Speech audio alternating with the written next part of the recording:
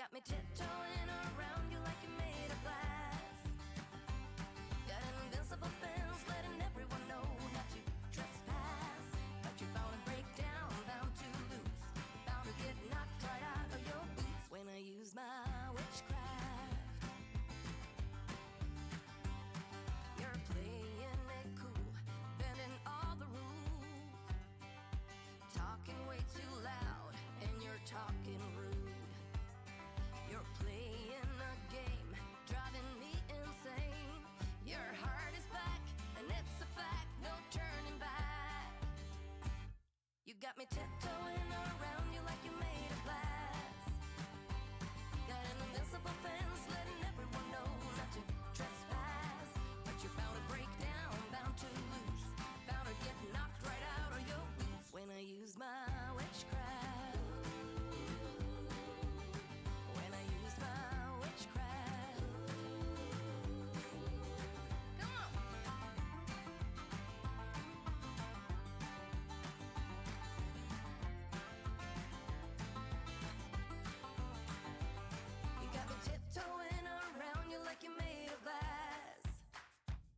Got an invincible fence letting everyone know not to trespass. But you're bound to break down, bound to lose, bound to get knocked right out of your boots when I use my witchcraft. When I use my witchcraft.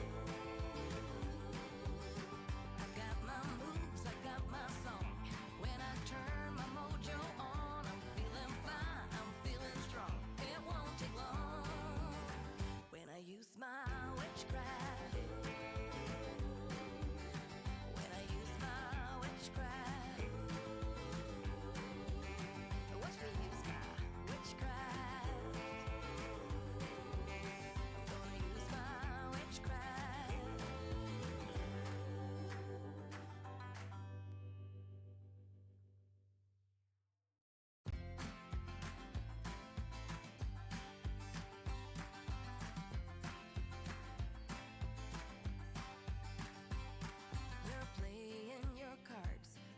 Queen of hearts. When everyone folds, your fork still holds your place in your bed, showing no regret. Close your eyes to hide your lies, roll the dice. You got me tiptoeing around you like you're made of glass. Got an invincible fence letting everyone know not to trespass. But you're bound to break down, bound to lose, bound to get knocked right out of your boots when I use my witchcraft. You're playing it cool, bending all the rules, talking way too loud and you're talking rude. You're playing a game, driving me insane. Your heart is back, and it's a fact, no turning back. You got me tiptoeing around you like you're made of glass. Got an invincible fence letting everyone know not to trespass. But you're bound to break down, bound to lose, bound to get knocked right out of your boots when I use my witchcraft. When I use my witchcraft. Come on.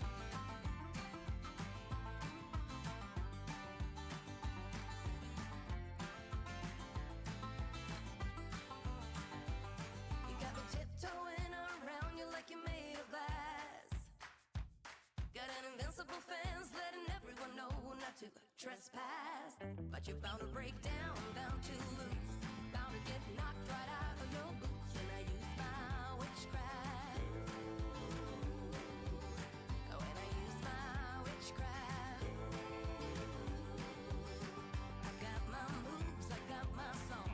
When I turn my mojo on, I'm feeling fine, I'm feeling strong. It won't take long when I use my witchcraft. When I use my witchcraft.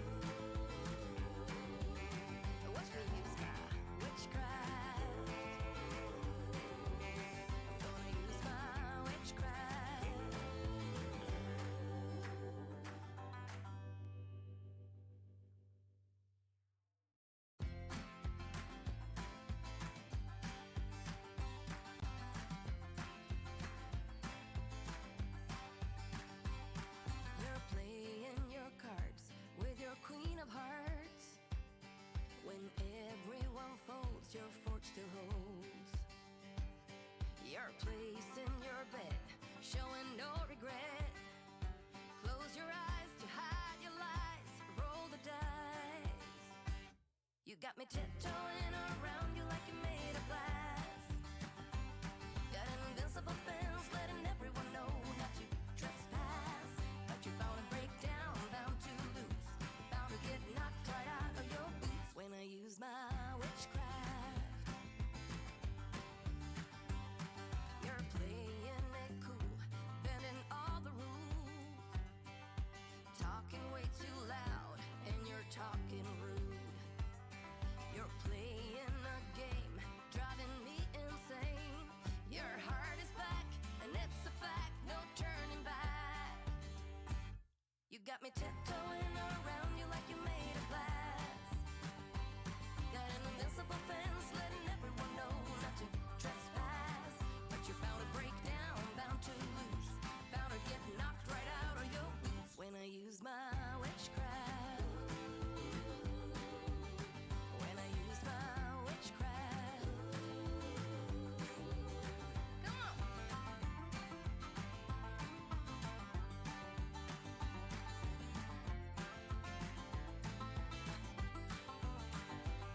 You got me tiptoeing around you like you're made of glass. Got an invincible fence letting everyone know not to trespass. But you're bound to break down, bound to lose, bound to get knocked right out of your boots when I use my witchcraft. When I use my witchcraft. I got my moves, I got my song. When I turn my mojo on, I'm feeling fine, I'm feeling strong. It won't take long when I use my witchcraft. When I use my witchcraft. Watch me use my witchcraft. I'm gonna use my witchcraft.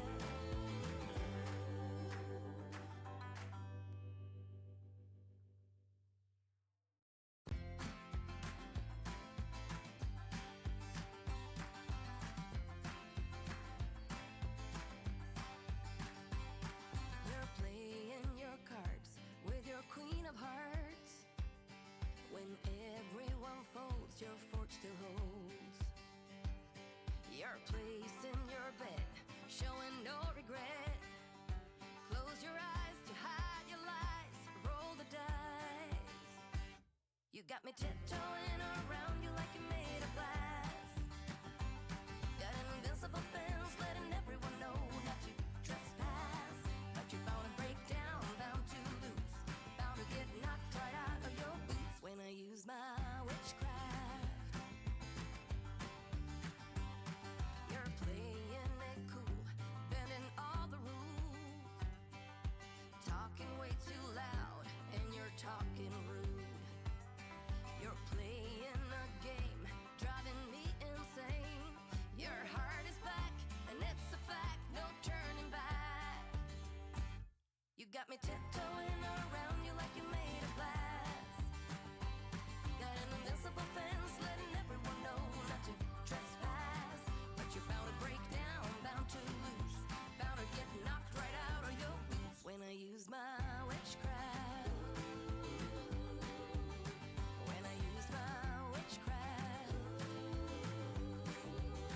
Come on.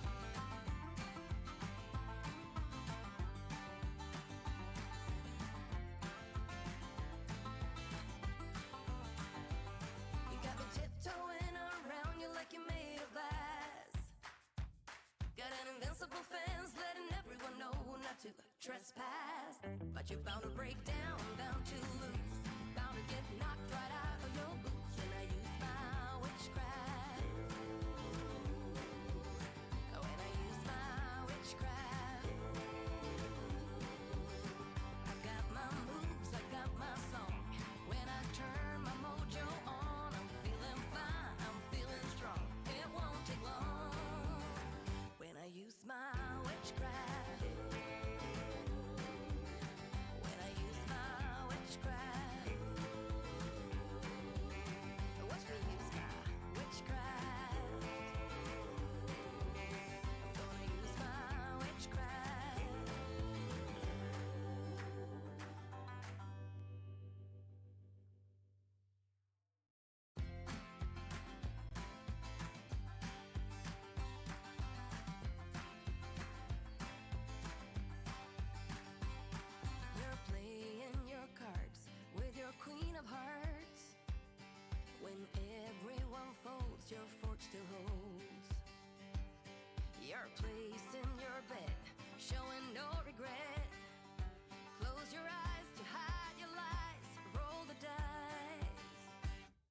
got me tiptoeing around you like you're made of glass.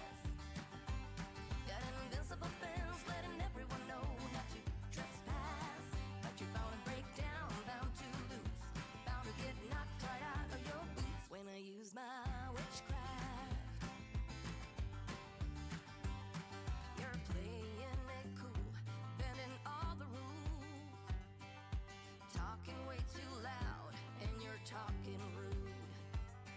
You're playing a game, driving me insane. Your heart is back, and it's a fact, no turning back. You got me tiptoeing around you like you're made of glass.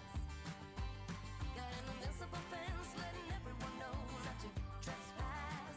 But you're bound to break down, bound to lose, bound to get knocked right out of your boots when I use my witchcraft. When I use my witchcraft. Come on.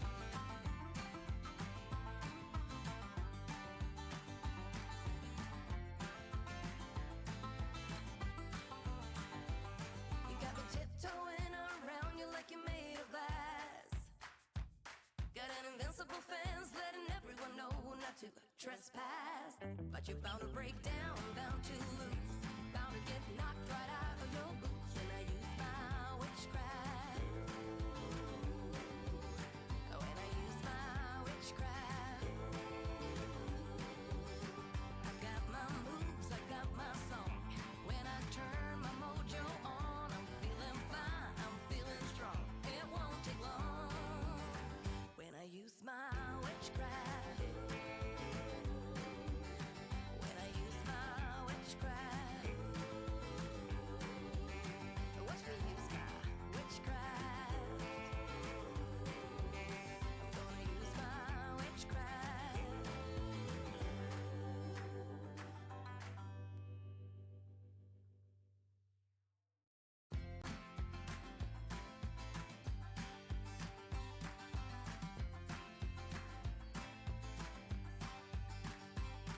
You're playing your cards with your queen of hearts.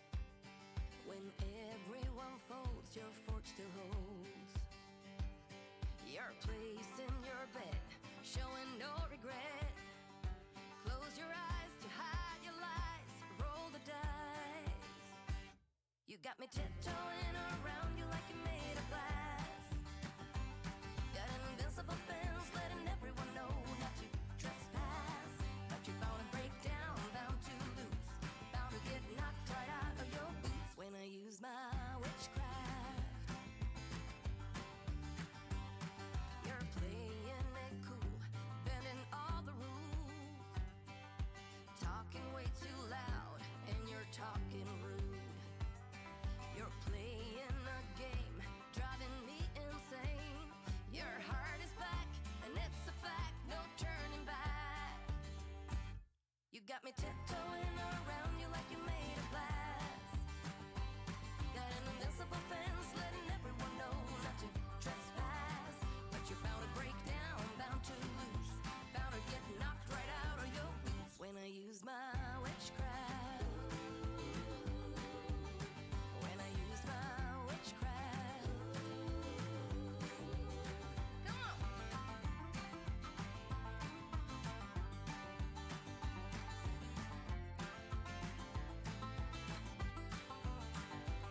You got me tiptoeing around you like you're made of glass. Got an invincible fence letting everyone know not to trespass. But you're bound to break down, bound to lose, bound to get knocked right out of your boots when I use my witchcraft. When I use my witchcraft. I've got my moves, I've got my song. When I turn my mojo on, I'm feeling fine, I'm feeling strong. It won't take long when I use my witchcraft. When I use my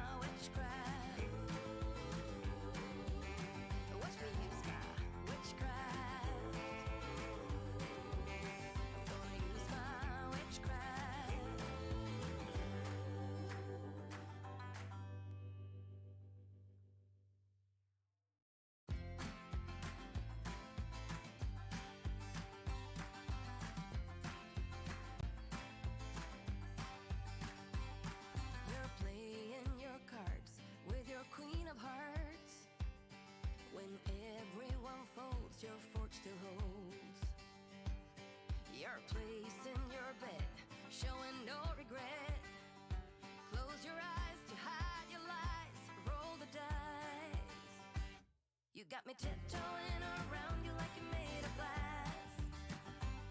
Got an invincible fence letting everyone know not to trespass. But you're bound to break down, bound to lose, bound to get knocked right out of your boots when I use my witchcraft. You're playing it cool, bending all the rules, talking way too loud, and you're talking rude. You're playing a game, driving me insane. Your heart is back, and it's a fact, no turning back. You got me tiptoeing around you like you're made of glass. Got an invincible fence letting everyone know not to trespass. But you're bound to break down, bound to lose, bound to get knocked right out of your boots when I use my witchcraft. When I use my witchcraft. Come on.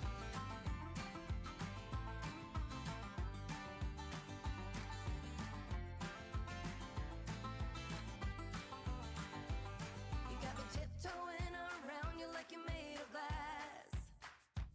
Got an invincible fence letting everyone know not to trespass. But you're bound to break down, bound to lose, bound to get knocked right out of your boots when I use my witchcraft. When I use my witchcraft. I got my moves, I got my song. When I turn my mojo on, I'm feeling fine, I'm feeling strong. It won't take long when I use my witchcraft. When I use my witchcraft. Watch me use my witchcraft. I'm gonna use my witchcraft.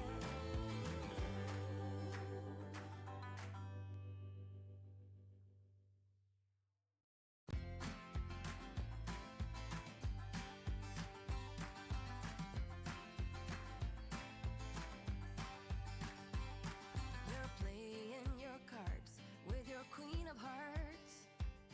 When everyone folds, your fork still holds. You're placing your bet, showing no regret. Close your eyes to hide your lies, roll the dice. You got me tiptoeing around you like you're made of glass.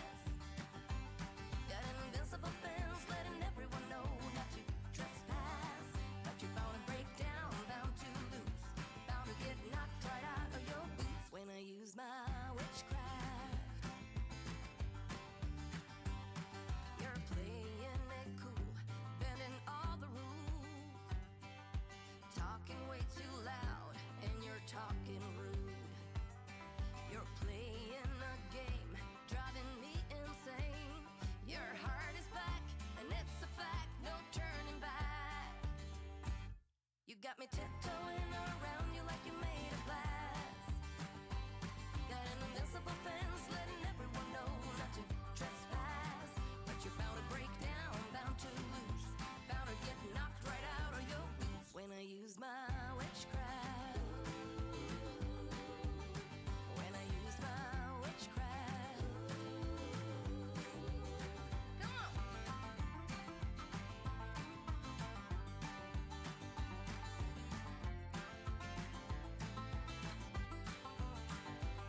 You got me tiptoeing around you like you're made of glass.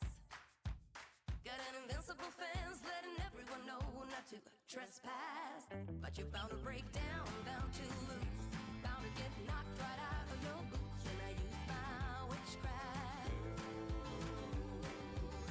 When I use my witchcraft. I got my moves, I got my song. When I turn my mojo on, I'm feeling fine, I'm feeling strong. It won't take long when I use my witchcraft.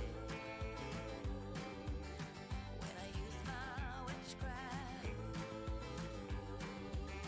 Watch me use my witchcraft. I'm gonna use my witchcraft. Hello everyone and welcome to Nerds with Dice. Tonight is our premiere for iHunt. Real quick before I hand it off, we have merch. You can check out the merch through the link in the chat or by heading over to Nerds W Dice on Twitter and finding the link there as well. And we are also sponsored by Grinding Coffee Company. They are a Black and LGBTQ plus owned coffee company. Ooh. You can follow the link in the chat or take code Nerds with Dice over there and get 10% off their coffee, which I am told is very, very good. So head over there. Let's see. This new show will be Thursday nights for at least 8 episodes. The only other show on this channel for the foreseeable future is Rift's Ballad of Fates.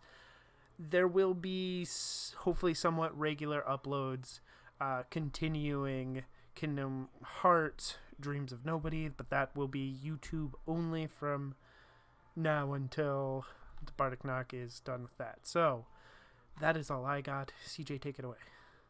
Hi, everybody. I'm CJ Hunter. I'm Commander Pulsar on Twitch and Twitter, and welcome to iHunt Farm to Table. iHunt is a fate-based vampire hunting, well, actually monster hunting, not always vampires. It is it's not the Vampire the Masquerade. I'm sorry. If that's what you're tuning in for, that is not what we've got.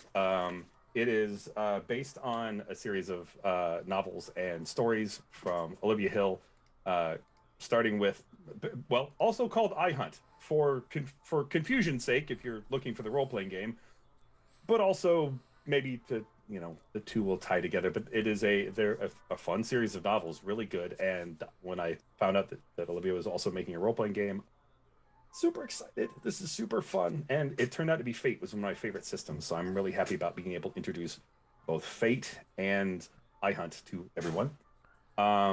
The basic idea, iHunt is monster hunting in the gig economy is the tagline. And what that basically means is in this universe, there is an app on your phone called iHunt that if you have some kind of supernatural trouble, if there are werewolves in your garden, or you have a kelpie in your pool, or vampires. Yep, vampires are bothering your kids at school or whatever. You can go on the web, on the app, and put some details about your job, offer some money, usually a fairly substantial amount of money because these people are risking their lives.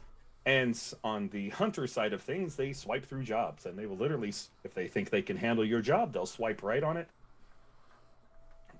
Then information is exchanged, and a couple days later, the app will tell you that the job is complete. You send money, they send some on to the hunter, and so on and so forth. There are probably some legal problems with this because, vampires aren't recognized as a class of creatures you can hunt. There isn't a vampire hunting license you can get, not yet, and so on and so forth. So it is like any other gig job in this economy, kind of maybe a shaky thing. But at the end of the day, is it any more shaky than driving for Uber? Who could say? It's probably in some ways just about as safe as meeting up with some guy you don't know on Craigslist to get a fridge from them. So the ultimate enemy of everyone in this game is essentially late stage capitalism. So it's maybe a little too close, true to life, maybe a little too dark. I don't know. I hope not, but I hope we'll have fun with it anyway. So I want to basically kind of introduce a little bit of how iHunt works, introduce our players, and introduce some of the characters we have. We want to do a little bit of character building and kind of game building on screen. One of the things I really like about Fate is how collaborative it is. One of the things by encouraging, insisting that the players come up with stuff that connect to one another, then I can write things and bad guys for the game that literally hook directly into the character. That the plot is never going to be some bad guy is attacking the kingdom and you could save him or not. Or not. Yeah, you know, there's always built into in the D&D is like, yeah, but we just want to run a tavern. Like, okay, let me take this binder and throw it away. All right, now we have this. Fate just immediately starts with a okay, what do you want to do, and builds everything into it. So every character is built of basically of three basic building blocks: aspects, which are true facts about the characters; skills, which tells them what they can do and what they can accomplish and how good they are at it. And skills are usually what you're going to be using when you encounter obstacles or difficulties, and we'll roll against that. And stunts. And stunts are ways in which your character is equipped to break the rules because they have learned to do something really well or some other circumstance or fact about them. So the way things happen in Fate is it will come up against something to roll 4 Fate dice, which are D6s essentially that have plus on one side, or two sides actually, minus on two sides, and blank on the other. So they're D3, -1, +1, blank. You roll 4 of them, and you get a result somewhere between -4 and +4. So most of the time, if you're good at something, you're good at something. But anyway, I kind of wanted to introduce everybody's character. I will kind of go around and, if you would, talk about a little bit about who you feel your character is, summing that up with your high concept. And let's start with Marcus. Why not? And we'll go around the clock like that. Hi, yes, I'm Marcus. I'm playing Anthony Redgrave. He is a knight. I forget what else should I use my first aspect or anything like that? Sure, yeah. Tell them about your high concept. What sums up the high concept is basically your elevator pitch. This is what sums up Anthony. So my high concept is Stygiabu, the gunslinging swordsman. The broad stroke of that is that he's emulating Dante from Devil May Cry to the best of his ability. As such, he has gotten into monster hunting early, prior to the use of or his own use of cell phones. So he learned how to hunt from a veteran hunter and is kind of new to the app. The Stygiabu thing is just him being a fanboy for the occult, specifically the demonic and devilish and all of that sort of stuff. He just thinks it's cool. Fantastic. All right, cool. And Teddy, tell us about Sky. Okay, well, Sky is high concept. I got hardware store wizard. She can kind of make anything out of, whatever parts she can find, either at the hardware store or at her favorite junkyard. She's mostly, at this point in her life, sort of a car girl. She's got an older, beat-up car. It would be a classic if it wasn't in such rough shape. Nice. And she's just kind of done. She's done a lot of things in her life, a lot of different things. Sort of a jack of all trades, which is why she knows how to build, whatever out of everything. I love it. That's so good. She goes. She thought she knew what she wanted to do when she went into college, and then didn't want to do that, and eventually dropped out of college, and has been bouncing around from job to job, and it's why her goal is to own a shop of her own. And nice. If that sounds vague, that is because it is, and that is sort of on purpose, because she knows she wants to run her own business, and nobody can tell her what to do. But she doesn't actually know what she wants that to be. The path to get there, yeah. I love it. I love it. Will it be a piercing shop or, a mechanics place, an electronics place? She doesn't know. Yes. Oh, that's so good. I also love the idea of why be a horse girl when you can be 440 horse girl. She also gives Good to me. She gives me major Adam Savage vibes, the Mythbuster. Oh, yes. Just like making whatever she's interested in for that week. Yes, Yep. absolutely. Oh, I love it. Yes. The difference between messing around and science is writing it down. Zuri.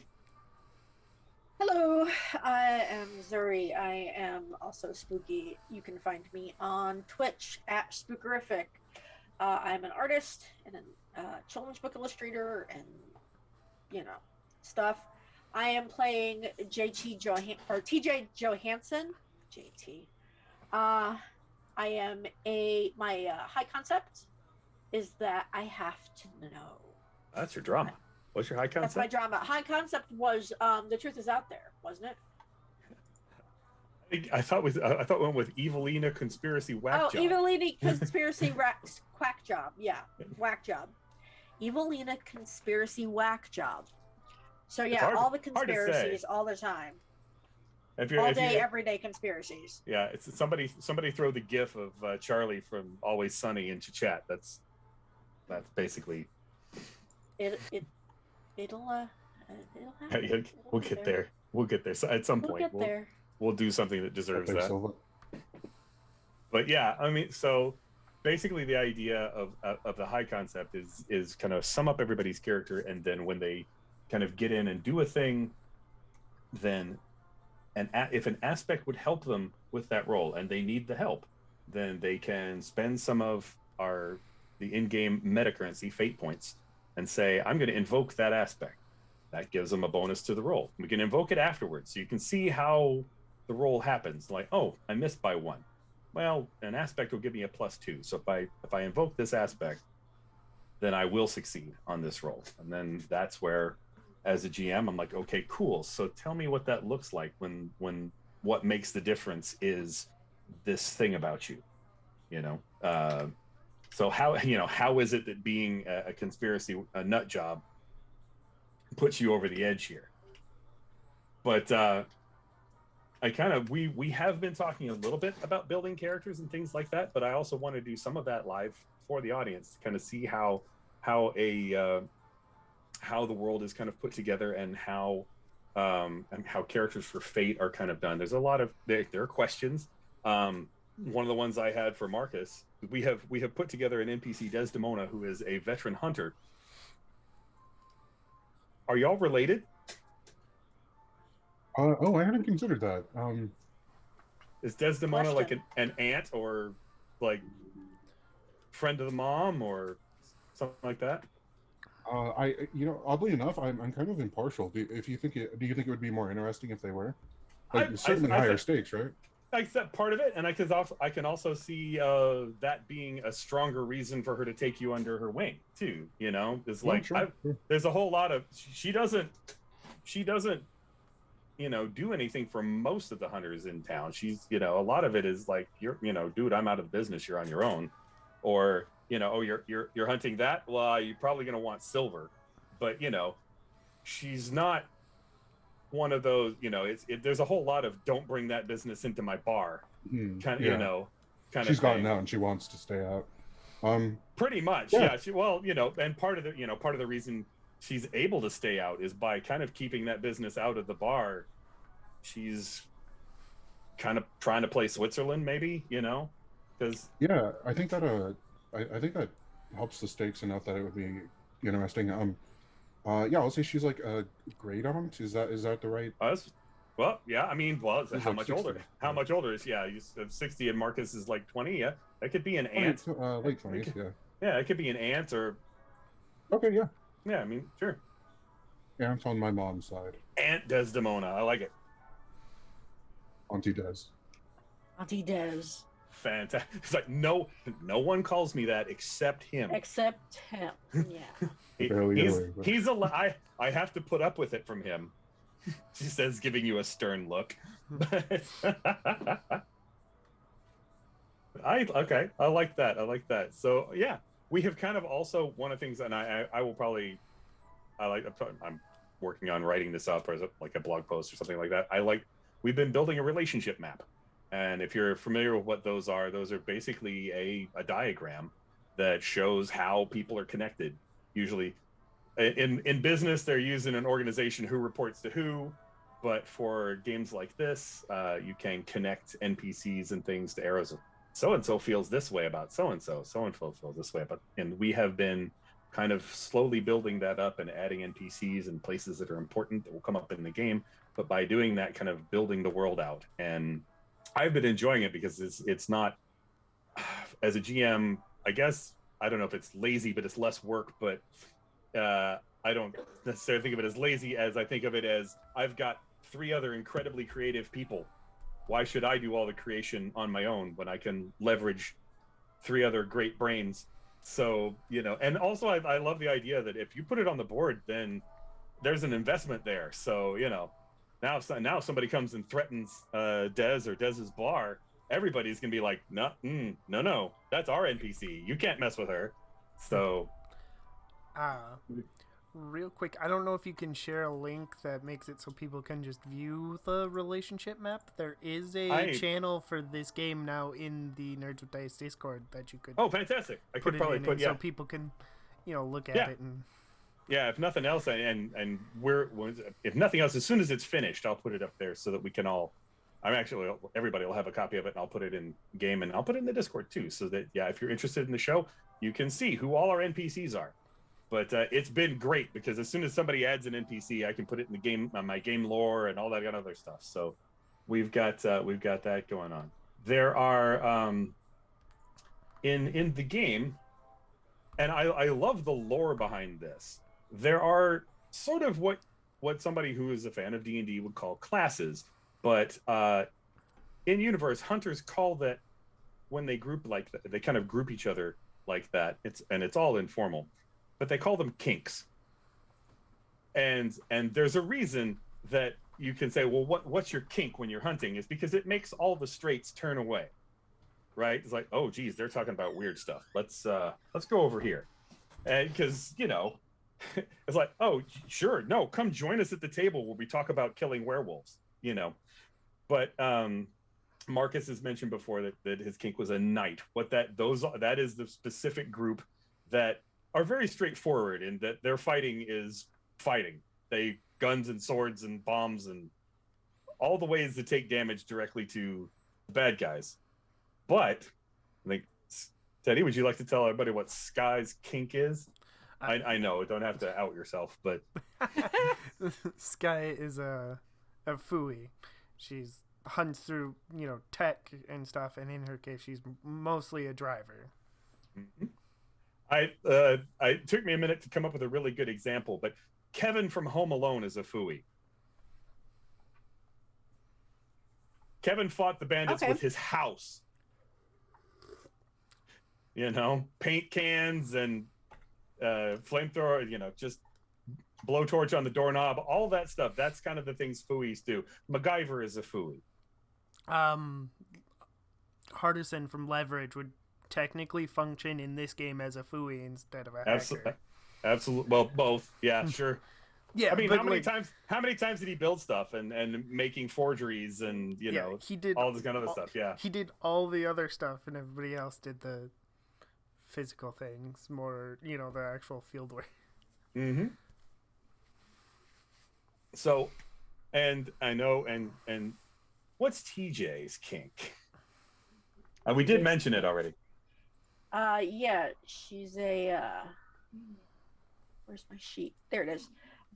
She is a conspiracy whack job, as her high concept says. She is a Evelina, which is kind of like the lore masters, bookworms, know-it-alls of the game. There and other Evelinas are, it is all about knowing stuff. Some of them are like TJ in that they're like watcher types and can basically tell you A to Z about a particular, weird creature. Some of them are alchemists, and you'll be hanging out with them, and they'll just hand you something and go, here, drink this, right? And then some of them are into witchy stuff, so they can actually do magic. Magic is a thing. Usually in iHunt, magicians don't have your best interest at heart. The kind of obsession it takes to learn magic is not usually paired up with a whole lot of altruism and social graces, I guess. But but yeah, but it does happen. It does exist. But so okay. Question: we've all learned this stuff. We all know things, and is everybody's character already familiar with the supernatural? Has everybody been hunting, or Yeah. I mean, I mean, my question for TJ is: all this theoretical? Yes. Okay, so she's not actually ever like gone on a hunt and encountered. It may be a case of she provided information for a hunter, but has never actually done it herself. Okay, but knows that hunting exists. Have you like kind of been? Well, you've got knows it exists, but never actually done it herself. Oh well, then I guess my next question for everybody then is for those who have hunted, Sky and Anthony, was it a solo thing? I mean, was it? I mean, what was that like? I guess was it one of those? I found an app and this seems like fun, because I don't know, that kind of seems weird to me. It's like, here's an app where I'm allowed to kill people. That seems like fun. It's not necessarily. I mean, frequently it's a response to trauma, right? For Sky, it was definitely a money thing. Of needing money. Okay. Because she's got student loans, because she did try to go to college at one point and stuff, but she didn't hunt alone. She actually hunted on a relationship map with Allie Winters. Okay, got it. All right, cool. Yeah, because I mean, a lot of the frequent arc with hunters is encounter with the supernatural, nearly get killed, survive somehow, and then go to the internet or friends and go, what the hell just happened? And then be introduced to the app. Oh yeah, monsters are real. Oh, two, have you seen this app where you killed one, so you can do it? Did you know you get paid to do it? That's kind of like hunters like, wait a minute, give me that phone. And then that's the usual arc. But I know Marcus has got Desdemona as well, so different way to get into it as well. Was he kind of brought up with? I don't think he would have been. I think I think Desdemona would have been a black sheep just as much as he was. Like, he's probably a bird and just trying to get into the occult because it's interesting to him, and then actually accidentally stumbles onto real occult stuff, makes it out somehow alive after the first encounter, and then starts to enjoy getting out alive, so to speak. Sure. I also kind of like the idea of Desdemona when you were young as that really strange wine aunt that you're not really supposed to talk to, who comes over, or like whiskey or bourbon or something. Yeah, well, sure, but the one at the barbecue every summer is always the barbecue every summer, usually sitting by herself, or people go talk to her, but don't hang out. Yeah, they don't get too close. Yeah, exactly. It's like they're all little knots talking about her. She kills people. Anyway, I love that. So cool. Yeah. All right, cool. So Allie kind of got you into it. Does Allie hunt? I know we had talked about Allie as being like an acquisitions person, like getting guns and getting stuff. But does she hunt, or is she kind of in that secondary economy where she supplies hunters? I think now she's just a mute. You've got a mute going. Oh, sorry about that. Forgot about that. No, she's just now she's in the secondary economy, but she was a hunter for a while. Okay. Was that a result of something bad that happened, or did she just decided that she wanted that? Hang on, this is good. This is eventually going to get too much. Yeah, I think it was more of a she just couldn't just it was just too much. Like the other thing too, burden of it was a little too much, so she just kind of stepped back a little bit, not totally out, but back. Well, I can also see too that if the supply drop thing was a side hustle and she got good at it, sometimes if the side hustle starts working out, right? And look, smuggling guns is dangerous, but not necessarily as dangerous as arm wrestling a werewolf. Right. So, you know, yeah, I can absolutely see her like, yeah, no, if you want to keep taking this risk, that's great. And if you need a silver sword, you know who to come see. I guess the other question too is Allie's an ex-girlfriend. Mm-hmm. Is Allie not being a hunter anymore and Allie being an ex-girlfriend? Is that kind of part of the same ball of events? You know what? Yes, because I think when she stepped back from the more dangerous aspect and Sky didn't, it ground on their relationship a little bit as like, nice. I wish you weren't taking the risk you are without me there to watch sure your back. Sure, yeah, come join me in this safer job. Right. Yeah, I love it. Okay. And maybe that's part of why, you know, she's still, you know, she deals with you because she wants to make sure that you're, you know, like, okay, we can't be together, but I don't want you to die. So here. Right, yeah. Silver bullets, you know, whatever. Just fucking keep your head on your shoulders, will you? Cool. Yeah, I love it. That's awesome. Cool. Yeah, so I guess the next part is what brings everybody together. I mean, we had talked a little bit about having everybody has a day job. That's one of their aspects, and we had talked about that being all at the same mall. And that's I love that. But you know, malls are big, particularly the one I'm thinking of. Is a good size place. So, you know, you're not necessarily going to run into everyone, but there's also a little bit of kind of an ecosystem around people that work at places like that, people that work at the mall, people that work at the restaurants in and around the mall and the Home Depot and things like that. So since I am basing this on a place that I have lived and worked at, I can tell you that outside Jordan Creek Mall, there are a couple of bars and a couple of them that stay open late, and that most of the restaurant crowd and the mall crowd would wind up at a place called Bar Louie because it was the one that would stay open until 3. And they would run specials for service personnel and things like that. So is that kind of a thing where y'all have that hangout as a bar?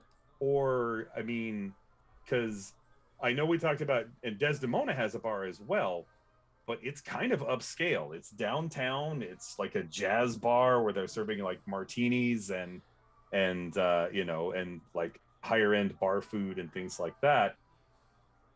May not be, I don't know that Desdemona would kick you out, but there's that kind of social barrier of everybody coming off of their bank job and out at night in their really nice clothes, and now here I am showing up with my, you know, Barnes and Noble apron stuffed in the back of the car, and I'm just kind of in that cheap white shirt and black slacks that I got at Walmart because, you know, right.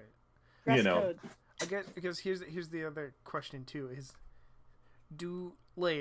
are we just roommates too? Because I mean, ooh, that's also an economy thing of like, it's kind of hard to rent an apartment, much less That a house works. or something, and without roommates. So oh god.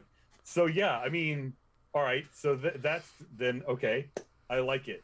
So if that's the case, God, that also allows me to bundle some bad news, because if y'all are behind by rent, y'all are all behind on. Yeah. But so okay. I guess the next question is, how did y'all wind? Is it answering an ad? Is it like, because there's a lot of, this is it's a college town. I guess, you know what?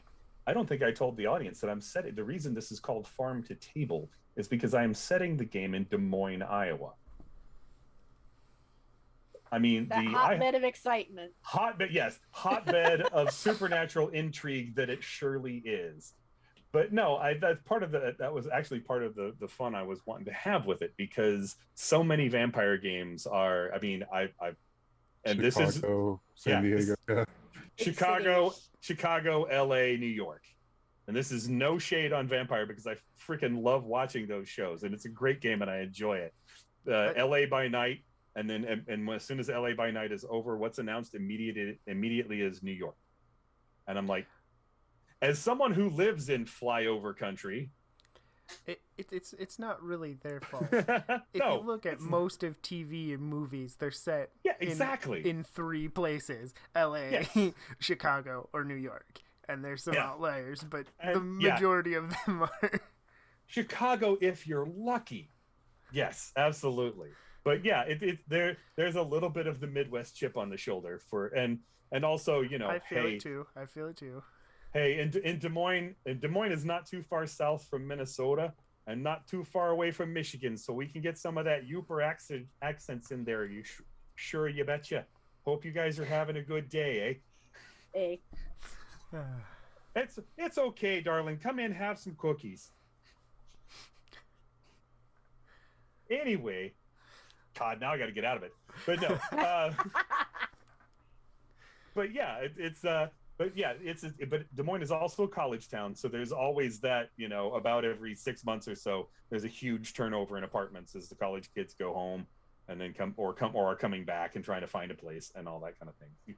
Something that I thought was interesting that I didn't see in other places I've lived, that there's a lot of older houses in Des Moines that have just like taken their third story attic or whatever and just built stairs up the outside of the house and just turned that into an apartment that doesn't connect to it has, I've got to hope it has its plumbing and all, little kitchenette and all that other stuff, but they've just, you know, made it so that you don't have to go through the house to access it, and they can just turn that into a little apartment. So those kind of things are available. I love the idea of you guys living together. And particularly, you know, that's got to be great for Anthony, because if Anthony's kind of, well, you know, GameStop isn't, none of these are great paying jobs. So yeah. Yeah. I mean, GameStop, Vans. I mean, we're talking minimum wage employment, and minimum wage and living wage and thriving wage are completely different things. But anyway, so yeah, okay. I love the idea of getting a place together. Is that like everybody getting a place together? And if so, how did that conversation happen? Did y'all like, I don't know, like go in on similar jobs or something? Like Craigslist. I love it. Yes. Well, I mean, I live somewhat near college town as well. Yeah. Sure. And there are a lot of like houses that they've specifically made for a group of college students, or they've set up for a whole group of, you know, that. Absolutely. And they all go up on Craigslist. Yeah. Okay. Yeah. No, I'm down. So I guess if that's the case, I'm just going to throw this out there, and we'll need to decide who this is. It's a 4-bedroom, and the fourth guy has no idea what the hell iHunt is. Wonderful. That's great. That is so great. So you've got a fourth roommate, and he's like probably still in school, probably also working, but not in any of these circles. So Reminds me of Deadpool. Deadpool's landlord. Right. Yeah. But well, I mean, obviously he's probably, you know, I imagine he's probably gotten at some point. No, this is brand new. This is like your new fourth roommate, because otherwise you can't afford this place. He's a student at Drake, and God, what's his name? What's his name? Let's just go like Josh or something. Oh yes, it's perfect. Right. Fourth roommate Josh, no idea about iHunt. You poor sweet summer child, Josh. I'm sorry. But yeah, I mean, I suppose it like maybe I'm gonna say Josh is, I don't want to make him a jerk, so he's not like a total like Chad. His dad's not rich, but is well off enough that he's going, you know, basically he's going to school and probably on a work study. Probably going to Drake for medicine. I'm gonna say pre-med, or gonna be a nurse. anyway, and his folks are kind of not picking up the whole tab, but you know, he works, is it work study? I guess work study at the hospital kind of thing. So he does work, and it does bring in some money, but it's mostly to pay for school, that kind of thing. So it's probably not going to see him out at the mall, is what I'm saying. But I love the idea of like, you know, everybody comes home like bloody or something. We're like kind of fireman's carry dragging Anthony in, and like Josh is like playing Xbox. The hell happened to you guys? Love it. Perfect. Cool. All right. I love that. And we got a house together. That solves some problems like parking. I was hoping to bring up apartment parking because it's just something that bugs me. But anyway, an opportunity to rant about capitalism. But fair enough. So yeah, so we've got that. We kind of have where we've said we're all living together, so that's how we know each other. So cool. Kind of talking a little bit about. So we kind of got some aspects settled. Let's talk a little bit about skills. Again, skills are how things happen in Fate. In that, skills are what you roll against. You know, when you're trying to do a thing, we're going to figure out kind of what appropriate skill set that's going to be, and set a difficulty, and then we'll roll the dice. Something that's interesting for iHunt, for those of you who are familiar with Fate, normally again, Fate is 4 Fate dice. In iHunt, there's a concept called having the edge. And if you have the edge is a serious advantage, because the edge die is not a Fate die at all, but a regular old D6. So if you have that advantage, if you've tilted the odds so much in your favor, you're going to be rolling 3D4 or 3D Fate, 3D Fate, 3 Fate dice, and 1D6. So that's going to give you a result of, well, at worst, you get a -3 on the Fate dice and a 1 on the D6. So you're going to go from -2 to a +3 + 6. So -2 to 9. And that's before you add in your skill. So yeah, you're going to get results anywhere between, -2, and if you're really good at the thing, like a 13, which is just phenomenal. So what is basically everybody really good at? What's your peak skill? I guess kind of just go around the circle like we always have. So start with Marcus. I put my 4 in fighter. Fighting, perfect. And that's basically the skill of beating the crap out of people, right? Weapons, punching, all that good stuff. But I noticed that the ones underneath, the good ones, are athlete and survivor. Athlete being parkour and hardcore stuff. What that does is that gives you probably the most massive stress track in the game, but also wanted to look a little bit. So we've got some good stuff, and we've kind of filled things in. But I'm not gonna hold you to any of these skill choices other than those top 3, because as we use them in play and get a better feel for what the skills do, you may want to kind of maybe adjust and tweak a little bit and go, oh, that uses influencer, I should have that higher, or maybe I've put too many points in this other, and as long as we kind of have the right everything working out math wise, then I am fine with that. But there are the skills are very in kind of in universe. But Teddy, what did Sky choose as her best skill? Maker. Makes sense. She's somebody who fixes and makes stuff. That is literally what that does. So, and as what we pair with that as secondary? Academic and hacker. Interesting. Okay. Academic. When we're talking about academics, is that what kind of specialty are we talking about there? Is it like chemistry and physics and like mechanics and stuff, or? It's probably biochemistry. Oh, okay. I hadn't really thought a whole lot about the. It doesn't have to be. Basically, yeah. Academic covers everything that isn't occult. So right. Yeah, Adam Savage, man, that's perfectly fine. Right, like she's very general, as in like she was a really good high school student at one point in time, and then gotcha had a couple different majors while she was in college. Nice. Okay. So. Nice. It's the most frustrating thing, right? To have racked up a bunch of student loans but not gotten anything, right? No paper to show for it. That's yeah, awesome. Now I have years of debt. Thanks. Cool. I'm familiar with that feeling. All right, and Suri, what did TJ go with? We got... my sheet has occultist as the highest. Nice. As the highest stat, because as a conspiracy theorist, I delve into the strange and unusual, and occultism is good for that. Absolutely. And then I have investigator and spy again, because I have to poke my nose where it doesn't belong, because that's where the juicy tidbits are. Yes, absolutely. That's so good. All right, cool. Yeah, there are other great skills in this game, like social worker and guerrilla, not the zoo kind, but like the Che Guevara kind.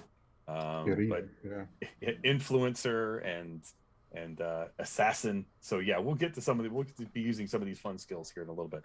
But I want to kind of lead into that because some of your skills should lead also into a little bit into stunts and things like that. A stunt is, in a way, how your character is able to kind of bend or break the rules a little bit. I'm just gonna rip on TJ for example, because Zuri was talking. No, Zuri was talking, and I pulled her character sheet open. But cool. Yeah, one of the stunts that TJ has is called Library Foo. So that when she's doing a research montage, she gets the edge. So one, she's gonna roll real high. What is this? But also, oh, look at that. Show cat. That's show cat on the Zoom Neil call. Neil says hi. Neil says they have to steal another French fry. Oh, fair enough. Welcome to the show, Neil. Neil, that's such a good name. Neil, yeah. Oh, don't step on that. But the other thing that Library Foo does for her, though, is she can use, if she's already established a fact by using occultism, she can use occultism to defend, which normally it won't do. Basically, her knowledge of where this creature is weak will let her defend it, as long as she can reflect that in some way of protective amulets or salt circles, or I don't know, advanced economic theory that werewolf can't get through or something. So basically there's a couple, that one and a couple others can be based on your kink. Each of the kinks get a couple. But then there are also stunts that are going to be related to your top skills. And we'll go through those, and there's absolutely no compulsion, no compel here, no insistence. You don't have to have these filled out. One of the things I do like about Fate 2, particularly when you're beginning a game, is that you can leave almost all of this blank. In fact, other than those maybe top +4 and +3 skills, again, they may as well be blank, because we're going to see how things go. I've always found that you don't really know your character until we've played a little bit, and you kind of learn them as time passes. So for that, I want to kind of make that a possibility, or make that something that we can do, and it's not, Fate does not break if you don't have all your stuff chosen beforehand, so all good stuff there. And I think got some of that going. And what else can I get done here? All right. No. So yeah, go ahead. So what kind of, so here's some good questions. What monsters don't you like? What kind of monster pisses you off the most? The ones not in this game. Well, aliens. I mean, come on. It's all aliens. Oh, I think it's cool that you think they're not in this game. Neat. All right. Cool. Aliens. Sure. It's all aliens. Yeah. Okay. But I mean, I know, Marcus, you talked a little bit about like Devil May Cry and kind of leaning in towards that kind of devil side of things. Is that kind of where Anthony's been focused? Is he not really? Yeah, like, I see what you mean when you say that vampires are a threat, but I hadn't entirely decided on whether it was like So like I said, he's fully unabashedly emulating Dante. So he calls himself a devil hunter because Dante calls himself a devil hunter. Nice. And I don't know that that's necessarily reflected in the world. Like, do like fiendish creatures have as much of a presence as vampires, werewolves, etc.? I mean, sort of, yeah. I mean, that's sorcerers can summon other planar. That's the word I'm looking for. Other planar things, supposedly. There's not a lot of. It's a lot of that is hearsay. You might want to talk to your Evelina about how truthful that is. Whether you're going to get a straight answer out of her is another question. But honestly, there is absolutely nothing wrong with having that as kind of a, this is what kind of got me into this, and it's still kind of a formative part of, and I guarantee you that Marcus has the record at the GameStop on speedrunning Devil May Cry. Almost certainly, yeah. Yeah, absolutely. And you know what? It's probably a great place to get the tie-ins, like the merchandise and stuff. There's a Devil May Cry. You know what? I'm gonna say there probably is or has been at some point a Devil May Cry jacket, and Anthony has one. Oh, thank you so much. Yeah, I mean, why wouldn't one of my first questions? Yeah, why wouldn't you? Yeah, exactly. I don't know if somebody's. I mean, you know what? I bet somebody has made some kind of prop sword like that. But I'm thinking that that's probably something that Anthony would like. Okay, I might get that, but I would leave it at home because it's a freaking prop. I know what a real sword is. Trust me, I've used one. That kind of thing. It's like he could have picked it up at Comic-Con. Yeah, I mean, yeah, exactly. That kind of. Well, I mean, I will say this. One of the streams I'm watching besides this one is Desert Bus for Hope. They're raising money for Child's Play charity. I'm gonna throw this in there.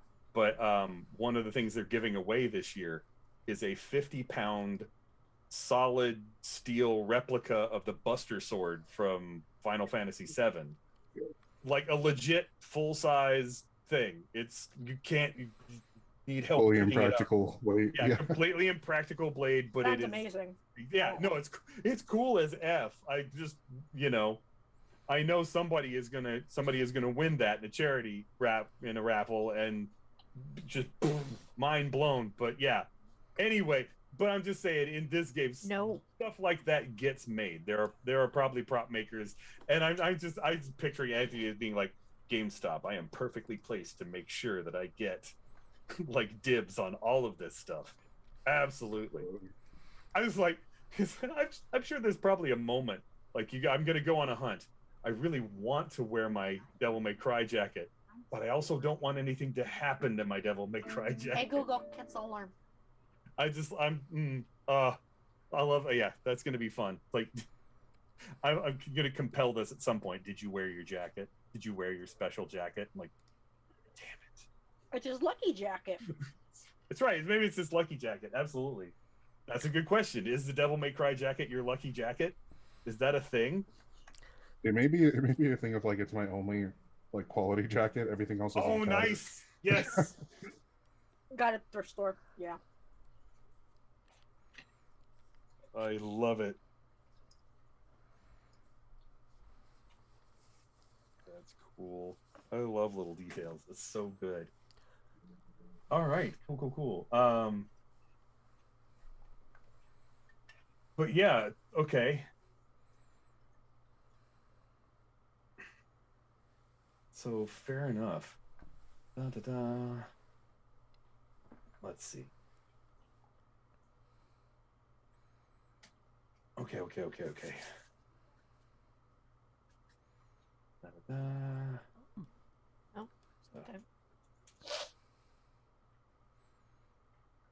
So, all right. So, why would you guys be? I'm trying to think of it. Yeah, I think this. So, downtown, Des Moines is split by a river, the Des Moines River. Go figure. And wow. So yeah.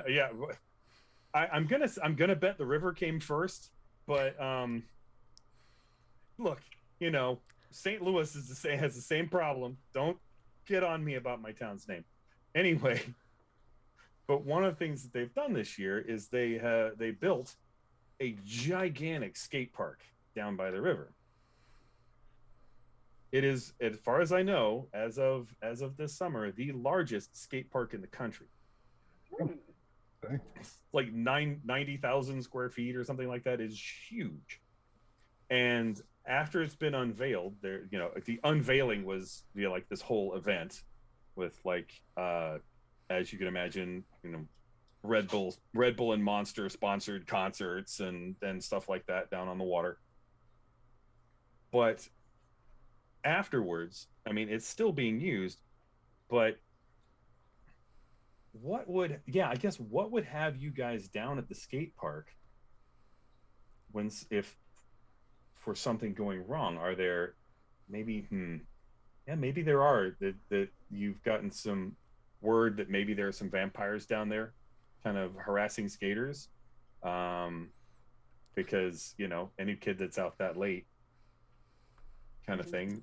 And there's probably, I imagine there's a standard bounty. I would probably say there's probably easily a standard like $500 bounty for vampires. Now, if you've got a specific job, of course, that goes up more, but, you know, is it close to the end of the month? Maybe y'all are a little short on rent. I mean, what's got you? Places like skate parks are good place for vampires to what's the word I'm looking for? Convert. They are usually in halfway decent shape, you know. Sure. They're skateboarding and they're doing their tricks and their things, you know. So I mean, they're usually in better condition than Joe average. Well, sure. I mean, they look young, you know, and they've had, some of them are really bad at skateboarding because skateboards weren't invented, but also there's nothing to keep them from practicing a lot too. So, you know, maybe you have a vampire that's been boarding since the 70s when it was invented, but probably be really good at it.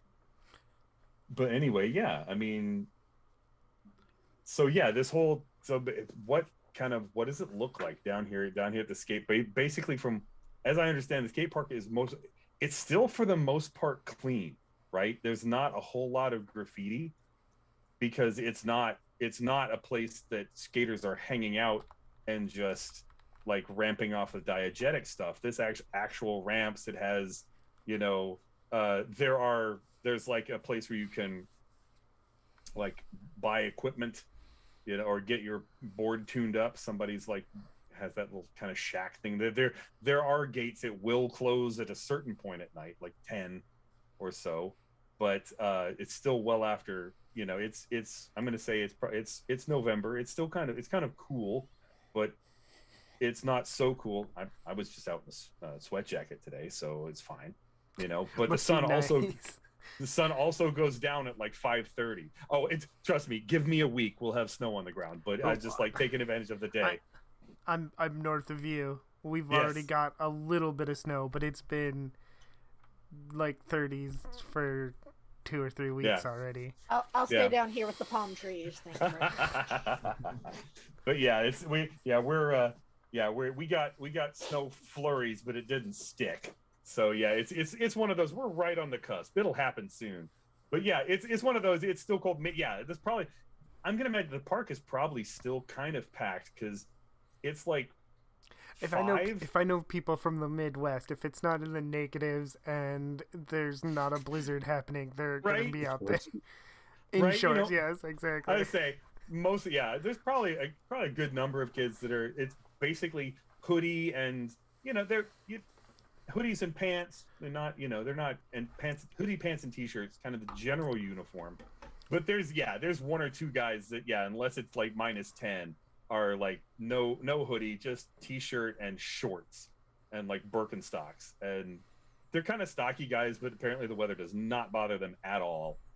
But yeah, the place is fairly busy because it's like 5 o'clock. The sun is going down. Well, actually, probably about 5:30. The sun has gone down, but it's only like 2 hours after school. So they've done dinner and gotten their folks to drive them out to the parks to skate for a couple hours. And then, you know, man, if they can 5:30 and the park doesn't close until 10. So they get like 4 hours of good skating and hanging out and, you know, buying weed. So, you know, let's go. Every kid at Roosevelt High School, and shout out to Roosevelt High School, I guess. All my Des Moines peeps in the stream. Hey, anyway. But anyway, so yeah, kind of, I guess, get a vibe for the place. I mean, how are you guys? How are you guys being? If you're staking this place out for vampires, how are you being inconspicuous? I guess is the good question here. Does anybody actually have a board? No. I think I'm like, imagining there's a parking lot, right? Yeah, absolutely. So I imagine that Sky's got her car in the parking lot, and she is just sitting on the hood of the car. Okay. So since the car is an important character in this, Teddy, would you like to introduce your car? Does your car have a name? Oh, I hadn't thought of that. If you don't have a name, we can name it later. That's fine. I just like throwing that out there. We'll all think of something. But it is I will. It's a 65 Chevy Malibu SS, but it is in rough shape.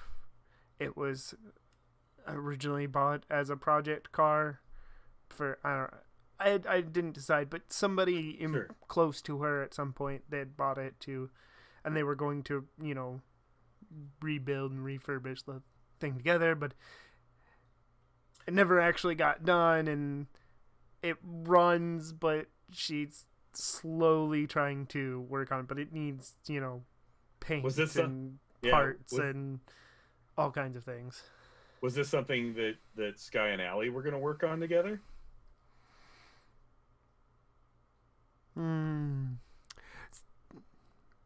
It could be. I was also thinking of it could be. It could be somebody else too. Because I was kind of thinking it might be like a parent or grandparent thing. Okay. Yeah. Like she's had the car since she was in high school, but it just never quite got fixed, and then. She needed a car, so she got it running. And I like the idea of that Sky has done all the work Sky has done on it has been on performance, and that like she's always going to get around to fixing the body at some point. And and the seats are like need to be like reupholstered and stuff so that people aren't sitting on springs and stuff. She's always going to get around to that, but the engine is like pristine, or has been completely rebuilt, and maybe not completely rebuilt, but like well enough to run, sure. But it's all like junkyard parts, too. So like that's all good, man. Right, whatever she could slap clean those into up. Oh yeah, you can clean those up. That's it. Don't forget the back seat could be taken out by mold demons. Dresden reference. All good stuff. Yeah, no, I like it. I like this. So it's kind of, is it basically Bondo color? Is that what I'm hearing? Is this kind of that gray and pink?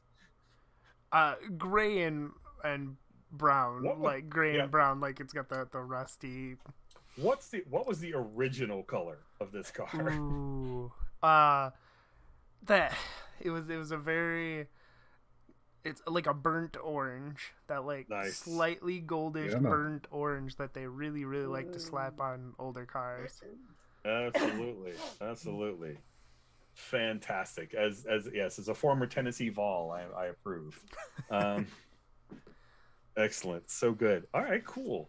So is everybody kind of crammed into Sky's car? Because do y'all Better have than cars? my bus pass. I mean, as I said, do y'all have cars really? No, I mean, I will say Des Moines has fairly decent public trans. I mean, we don't have a subway, but anyway. But the buses are great. I mean, the buses are all right. That's good. It's We haven't needed a subway, really. No, most of the Midwest doesn't seem to think. I mean, this is to give you an idea. Des Moines is one of the cities that has you're in Iowa, man. You have all the land you need, so it doesn't really go up. It goes wide. I know how that works.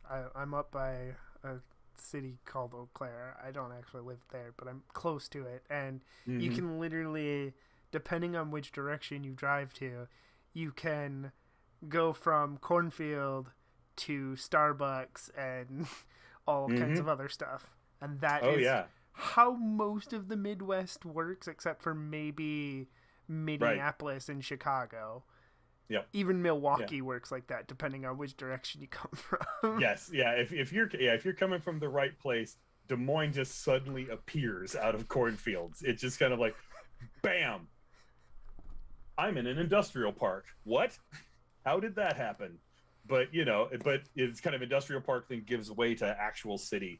There are, I'm not going to call them skyscrapers. There are tall buildings here, but there's no one has had a really good reason to build a 100-story building here. There just isn't. They aspire to be skyscrapers when they grow up. I mean, most of the tall buildings I'm familiar with are mostly hospitals. Yeah.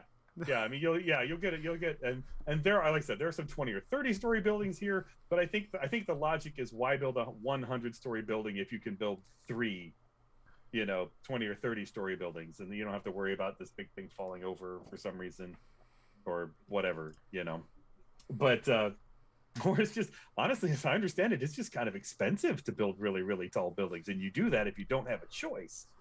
But and in Des Moines you really do. But yeah, so downtown is kind of where you're at, though, because the skate park is like blocks away from where all those office buildings are, the 20 and 30-story ones. So it actually does probably kind of get dark in the park even earlier, just because as the sun is going down, you get these like lines of shadow where the buildings have blocked the light, or really in the park there's just like a couple of beams between the buildings where the red of the sun is kind of coming in. And sitting in the car and jamming. Okay, so if Sky's driving, who's in charge of tunes and what are we listening to? What's good stakeout music? Or I guess, what does TJ think good stakeout music sounds like? The soundtrack to Blade. Okay. God. All right. On the nose. Oh, yeah. Spam. Right there. Fair enough. Okay. Cool beans. Why don't we go ahead and I think probably...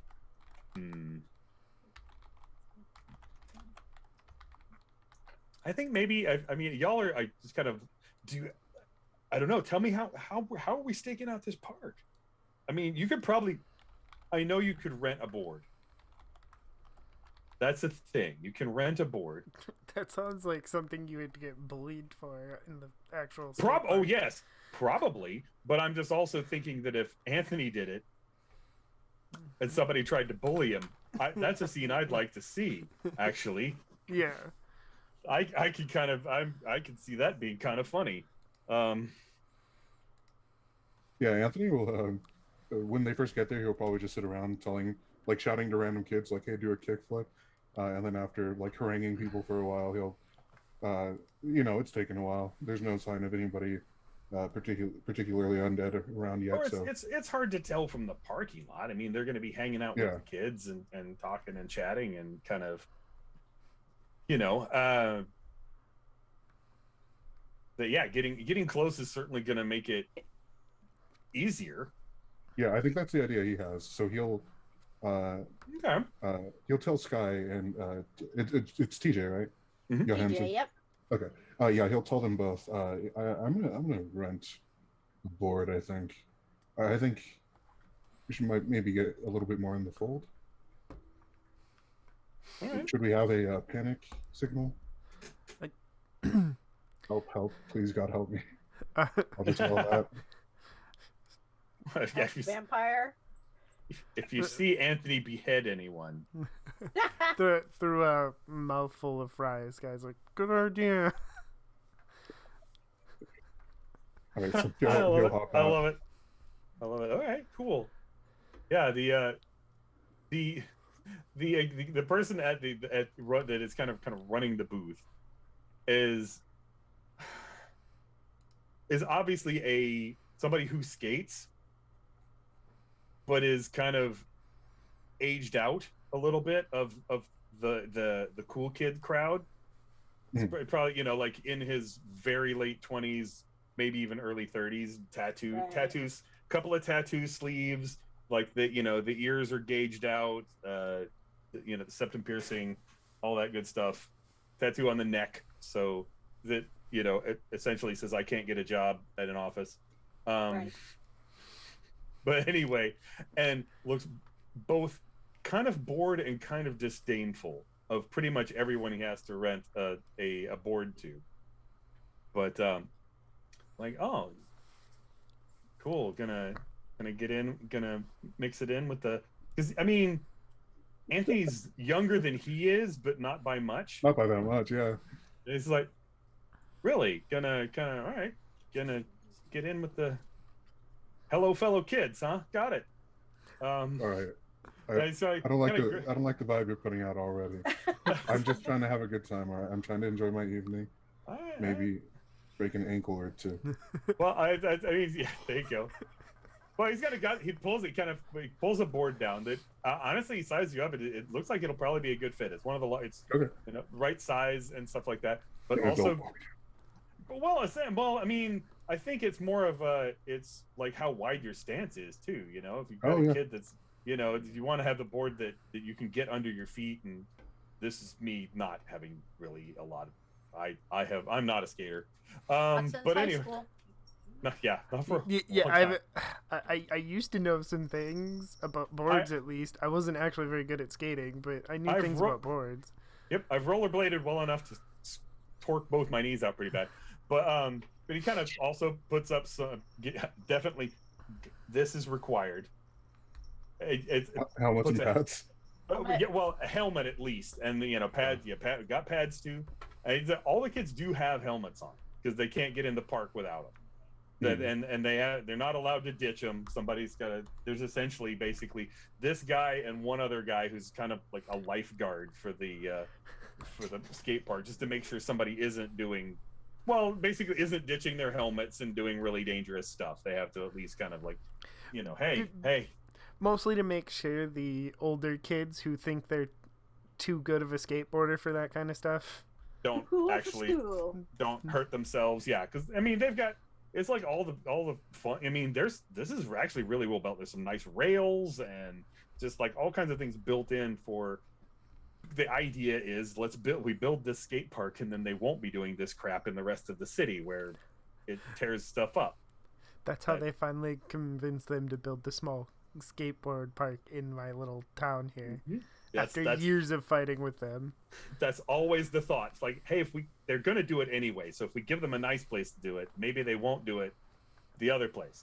The answer is always, no, they'll still do it in the other place, just maybe less.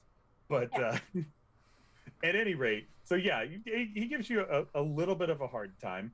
Do you want to let's give me a roll against Socialite to kind of defend yourself from this this aggression will not stand from this. This aggression will not stand from this kind of snarky skateboard rental dude.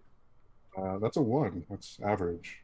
That's average. Okay. Well, he's not throwing it too hard at you, but I mean, you basically when you get up, you kind of take the board and just kind of pop it and kind of get on it and balance on it and stuff. It's your athletics is high enough. It is like. Okay, he kind of knows what he's doing, sure.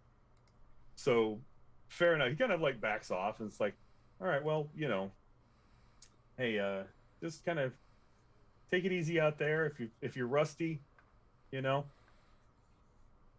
have to you don't have to do triple flips or anything like that right off. We're just to give myself we're not going anywhere. Just to give myself a chance to fail harder, I will try something like absurd. Sure, absolutely. A trick. This is an opportunity for me, honestly, to actually suggest a stunt to you, because you have you have some slots. Yeah, you have some slots open.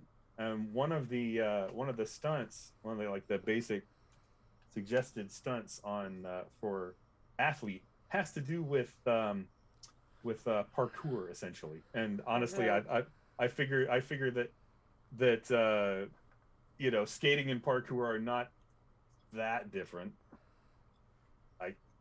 Yes, I said what I said. But I'm trying to find it so I can double check the verbiage on it. But yeah, let me see. Let me pull it up so I can see how you feel about it. Is it one of the example stunts in the player? Yep. There's one called the flow. It's like you're a master of parkour, and once you get started, nothing stops you. After basically after the first parkour or movement-based athletes check in a scene like this one, every other after that gets a +2. Oh, okay. So basically, once you, again, it's called the flow, because once you have to get into the flow, but once you do, then you're just kind of in that zone. If you ever watched parkour videos, I have watched parkour. I think parkour videos are fun to watch. Oh yeah. I would hurt myself, but yes. I'd break a hip. I would, yeah.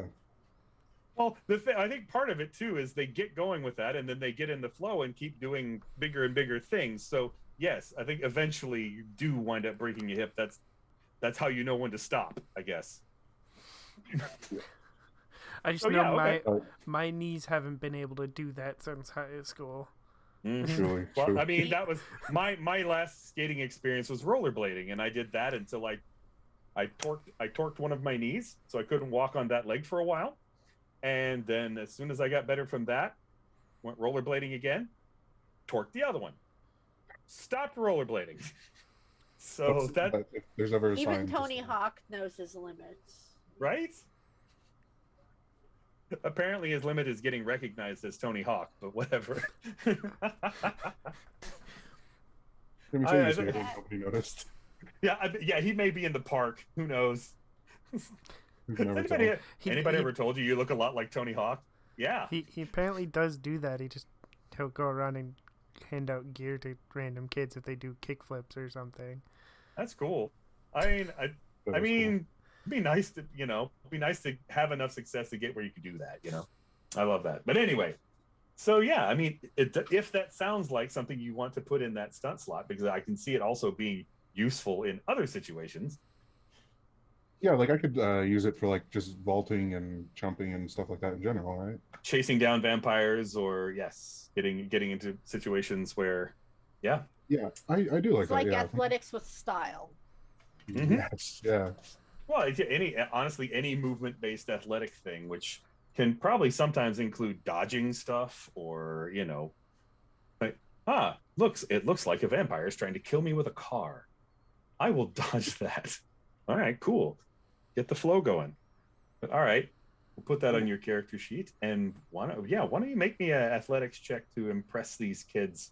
Got to get out there. I mean, because this is there are the size of the place. There are knots of kids talking and sitting and watching stuff going on. But as in and among that, there are tons of kids that are still just kind of using the pool, and kind of there's a couple, and there's more than one half pipe situation where people are just kind of getting up and getting more. So would you like to try and just do like, I don't know, like a flow through thing? Or are you going to try and get up in a half pipe and do get some air, or what would you like to try? I am going to try to do a few flatland tricks. Okay, sure. On the more difficult side. Would that Sounds be? Good. Is this where I would do I have to spend a fate point to use that?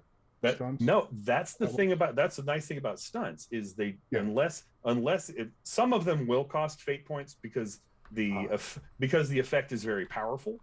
But for something like this, no, that doesn't cost anything. So I just add 2 to this next. Well, it just you do a roll to get rolling, and then add 2 from then on. So yeah. Okay. So adding 2. Yep. Oh, that's a 6. That is, yes, Nice. yeah, as a 6, which is literally a fantastic result. Yeah. So yeah, basically you get on a roll and are just starting to do. Basically, it's nothing like nothing technical, but just general ability and agility. That this isn't hard, man. This is no. It's one of those. I could see that the learning the tricks. And Anthony's probably kind of like, yeah. I mean, it's just knowing what to do. Really, I mean, the ability to do it's there.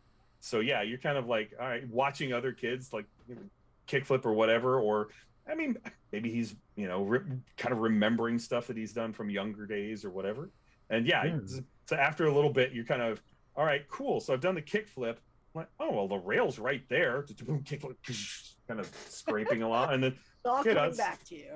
Yeah, and it's afterwards kind of come off, and some of the kids by the half pipe are like, yeah, dude, good job, man. That was sick. That was sick. So while Anthony's forgotten all about the vampires in the park, what are TJ and Sky? How are you guys keeping an eye on what's going on? Has TJ found binoculars somewhere? I mean, I'm gonna case the place. Okay, gotcha. If I remember right, I don't know if you have to roll for that. No, it is a roll. Invoke. No, it's not. Yep. Once per session, you create an advantage for easy mobility and flight. Okay, gotcha. Yeah. So, all right. So, where are you picking as far as exits from this place? Are you like from where you are from the parking lot? Are you looking for like ways out for Anthony, or what's that aspect look like? I'm basically gonna kind of casually, walk the perimeter. Oh, okay. Well, not the perimeter, but walk through the park because the perimeter is huge. Yeah. But like making note, is there a fence around it? Or is it just open? On the street side there is, but it basically it goes down to there's a like a low wall, and then you're right in the river. Okay. But I guess there's probably, but before you get there, there's like that side has like grass and some tables and stuff where kids are. Basically, the idea is you can't just like skateboard and get to the wrong point and like go off into the water. Yeah. But because I'm looking for foot traffic, and I'm looking for a way to get the car out specifically. Okay, well, I mean, car is on the street, so you're there's a parking lot there. I mean, and you guys are probably had to are probably not. Actually, yeah, no, I think you probably just got lucky to find a spot on the fence where you could kind of see in the park. But yeah, there are 2 exits from the parking lot, so it's not going to get stuck there unless every parent shows up at the same time, which is probably likely to happen. It's like picking your kids up from school here. But honestly, as far as an exit, if you're willing to, the river is right there, which is the easy exit. But but you're also drive the car into the river, and I don't feel like swimming. But also, the park is not far from the interstate. There's like an interstate there's an interstate overpass that kind of goes. Well, it's basically, since it's right there on the river, the highway goes over the river there as well. So one end of the park is fenced off, and right beyond it is basically just underpass. Mm-hmm. Probably where there's probably a small homeless population that camp out under there too, but. So that would be, if you hop that fence that way, there'd be maybe 1 or 2 folks that you could kind of hide among if you. I was gonna say just blend that we could try and like blend in. Yeah. With them. All right. Well, we'll put that escape route on the board, and I'm gonna say. Probably the other thing while you're scanning and looking around, that there's there's a younger looking guy, blonde, blue-eyed, tattoos and t-shirt, no hoodie, but anyway, but longer pants. He's not the no hoodie and shorts guys, but yeah, a little white kid that is I don't know, kind of not skating right now, but he's got a board and he's not holding it the same way. He looks weird. And I think that's about the right time to go to a break. Yes, that is a perfect time to go to break. So Yay! we will be back 10-15 minutes roughly. And this will be time for you as viewers to get up, stretch, drink water, do all the things as well. And we will see you then. And enjoy the iHunt ad. Are you unemployed? Struggling to pay off your student loans? We have an answer. iHunt. With iHunt, slay monsters in your spare time to pay off credit cards, get caught up on your student loans, or just have a little me money. iHunt. Be a hero. You pick the hours.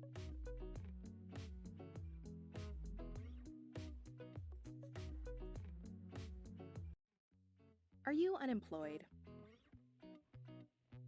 Struggling to pay off your student loans? We have an answer. iHunt.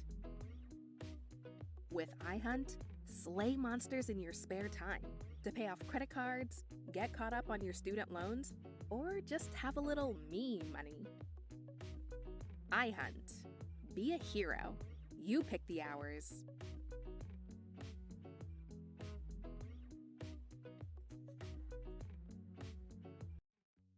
Are you unemployed?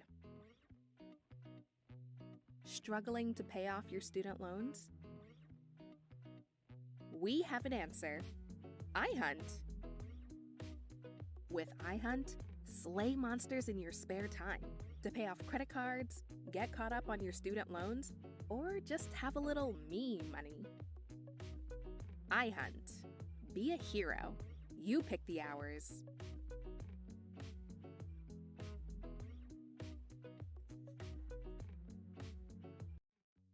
Are you unemployed? Struggling to pay off your student loans? We have an answer. iHunt. With iHunt, slay monsters in your spare time to pay off credit cards, get caught up on your student loans, or just have a little me money. iHunt. Be a hero. You pick the hours.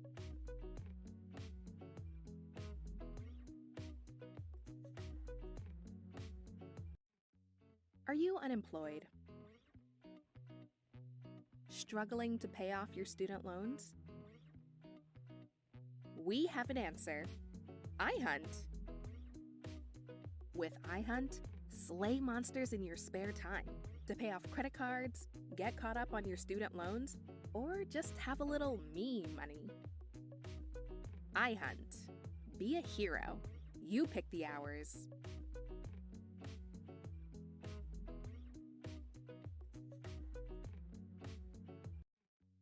Are you unemployed? Struggling to pay off your student loans? We have an answer. iHunt. With iHunt, slay monsters in your spare time to pay off credit cards, get caught up on your student loans, or just have a little me money. iHunt. Be a hero. You pick the hours.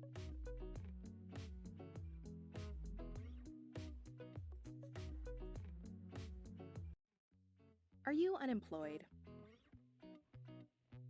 Struggling to pay off your student loans? We have an answer. iHunt. With iHunt, slay monsters in your spare time to pay off credit cards, get caught up on your student loans, or just have a little me money. iHunt. Be a hero. You pick the hours.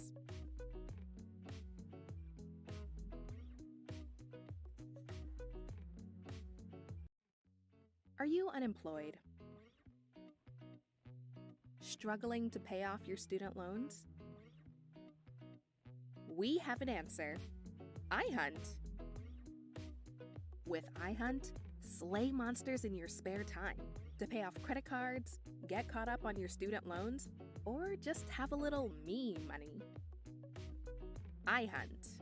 Be a hero. You pick the hours.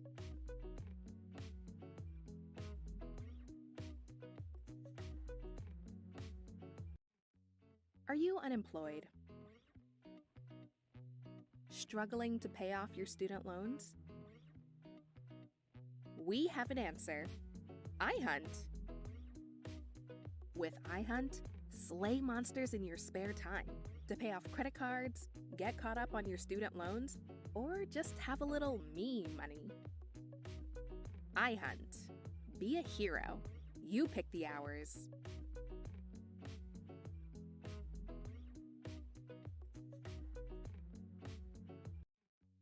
Are you unemployed? Struggling to pay off your student loans? We have an answer. iHunt. With iHunt, slay monsters in your spare time to pay off credit cards, get caught up on your student loans, or just have a little me money. iHunt. Be a hero. You pick the hours.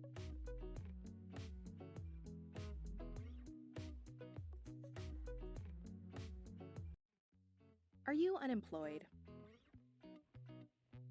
Struggling to pay off your student loans? We have an answer. iHunt. With iHunt, slay monsters in your spare time to pay off credit cards, get caught up on your student loans, or just have a little me money. iHunt. Be a hero. You pick the hours.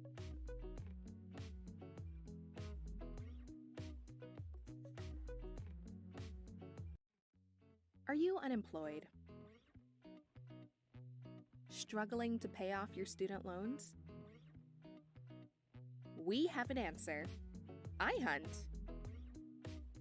With iHunt, slay monsters in your spare time to pay off credit cards, get caught up on your student loans, or just have a little me money. iHunt. Be a hero. You pick the hours.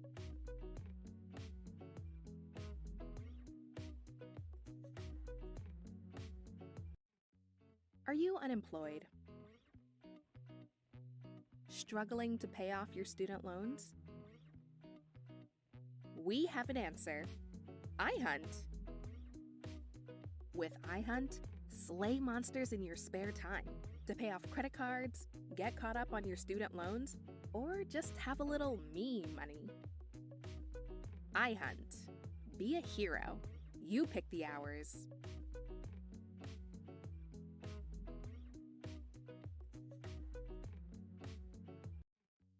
Are you unemployed? Struggling to pay off your student loans? We have an answer. iHunt. With iHunt, slay monsters in your spare time to pay off credit cards, get caught up on your student loans, or just have a little me money. iHunt. Be a hero. You pick the hours.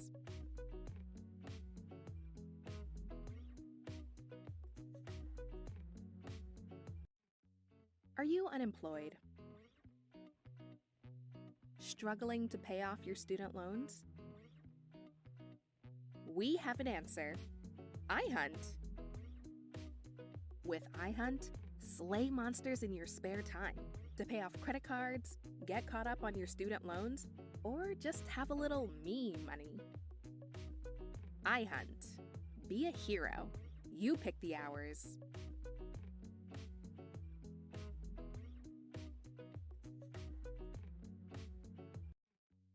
Are you unemployed? Struggling to pay off your student loans? We have an answer. iHunt. With iHunt, slay monsters in your spare time to pay off credit cards, get caught up on your student loans, or just have a little me money. iHunt. Be a hero. You pick the hours.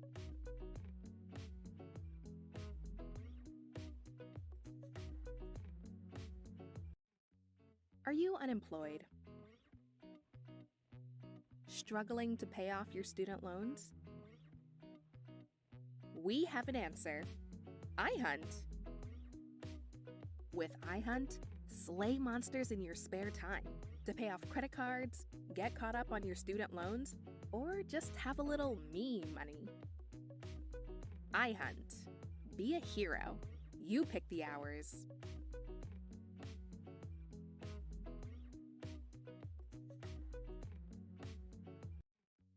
Are you unemployed? Struggling to pay off your student loans? We have an answer. iHunt. With iHunt, slay monsters in your spare time to pay off credit cards, get caught up on your student loans, or just have a little me money. iHunt. Be a hero. You pick the hours.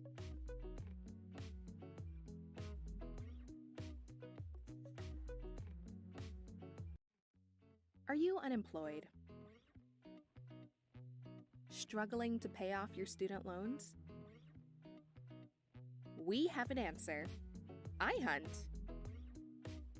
With iHunt, slay monsters in your spare time to pay off credit cards, get caught up on your student loans, or just have a little me money. iHunt. Be a hero. You pick the hours.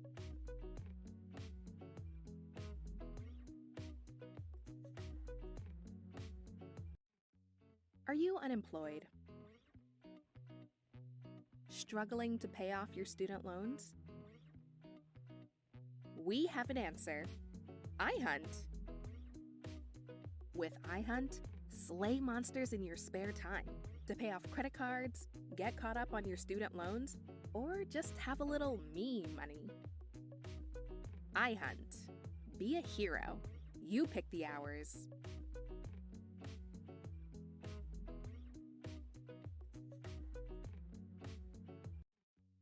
Are you unemployed? Struggling to pay off your student loans? We have an answer. iHunt. With iHunt, slay monsters in your spare time to pay off credit cards, get caught up on your student loans, or just have a little me money. iHunt. Be a hero. You pick the hours.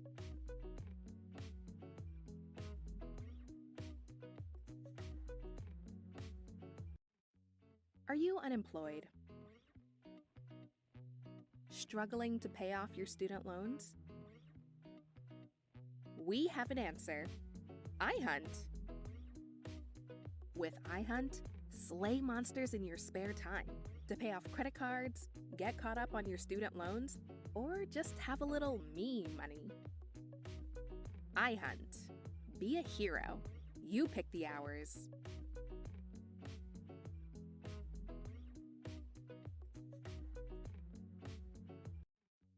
Are you unemployed? Struggling to pay off your student loans? We have an answer. iHunt. With iHunt, slay monsters in your spare time to pay off credit cards, get caught up on your student loans, or just have a little me money. iHunt. Be a hero. You pick the hours.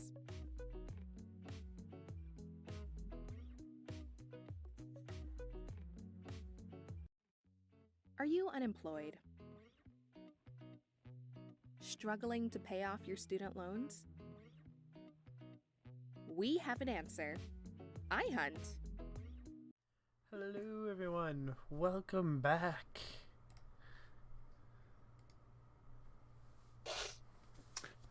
Hi, guys. Welcome back to iHunt Farm to Table here in Des Moines. Our intrepid monster hunters are at a local skate park because, well, vampires and all kinds of bad people come out to prey on kids. Yay. Yeah. Anyway, Anthony has been impressing the local skate kids with his athletic ability and, natural talent on a skateboard. TJ has kind of been walking through the park, just kind of looking for escape routes, checking the surveillance lines where the cameras are. That is, you do know where the cameras are. There are surveillance cameras, and probably leading they're wireless though, so there's not like cables, but chances are probably good back to that rental shed where the kind of the offices are and stuff like that. Right. But yeah, Sky finishing dinner in the car. But what's Sky doing? You gotta keeping an eye on where Anthony and TJ are, but yeah, I was gonna ask, are there like tables, like around the edge of the park or something? Because I think eventually she would move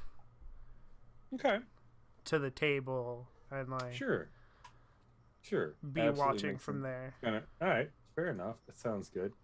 And yeah, I think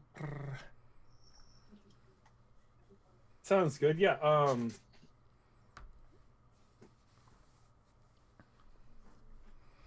I think probably one of the things that you're kind of getting out of the car, moving to the table, and notice that I don't know, maybe it's nothing, but there is a van there, and okay, but it's clearly some kind of delivery van. It's got like the rack of ladders on the top and stuff like that.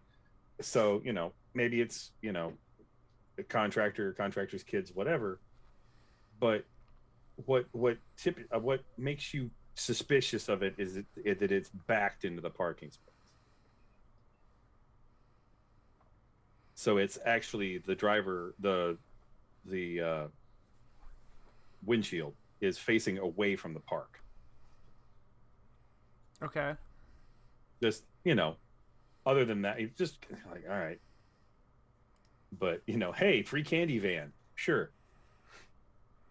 But it's got like, it's some kind of lawn service like logo on it, stuff like that. So anyway. Hold on. It's what? Early November in game or late November? Yeah.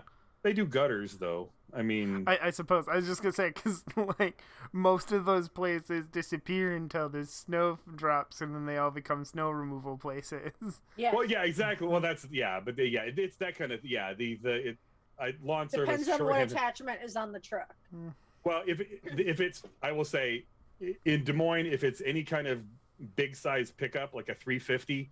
I think everyone that buys a 350 in Des Moines also gets a snow plow to bolt onto their truck in about November. Yeah, or honestly, they start bolting them on their truck in like late September so they can drive around with them so that everyone knows they have a snow plow on their truck. But yeah, I mean, they clear out their own driveway, and I give these guys a hard time, but a lot of them don't live in town. And I know that outside of town, when you get into rural areas, there's not going to be a state truck to come plow your driveway. So if you don't want to be driving through 2 feet of snow, you kind of need one bolted on your truck. So I'm going to give them. It's not fun. Don't do it. Yeah, I always start coming down on them. It's like, oh, it's like putting truck nuts on your truck. But then I have like, yeah, I don't know their circumstances. Maybe they need one. But they don't have to like be all in my face with it. I don't know, something. No, I just think it's just something I noticed from around here. Like you'll have all these lawn care places around and stuff, and then all of a sudden, like all the magnets for lawn care come down, and it's all snow removal. Yeah, exactly. Yeah, exactly. Late October. Yeah, it's probably does have the logo is like painted on or whatever. But yeah, there's magnets on there about cleaning gutters and stuff like that. Snow removal. Okay. Yeah, because that is definitely around here in like October, because as soon as it gets cold, all the trees lose their leaves, and then everybody needs to have their gutters cleared. Yeah, I was just thinking she definitely, like, she probably thinks it's a little suspicious as is, but if it was just a lawn care, she might be exactly, like, yeah. It's Yeah, not. Nobody's mowing the lawn now. So, Right. But actually, I think she'll go check it out just to like check it out? make Okay. sure. Like, we're here looking for shady things that looks semi shady. Why not check it out? Okay. I feel like that's probably. I probably investigate. I think why don't we investigate this van? All right.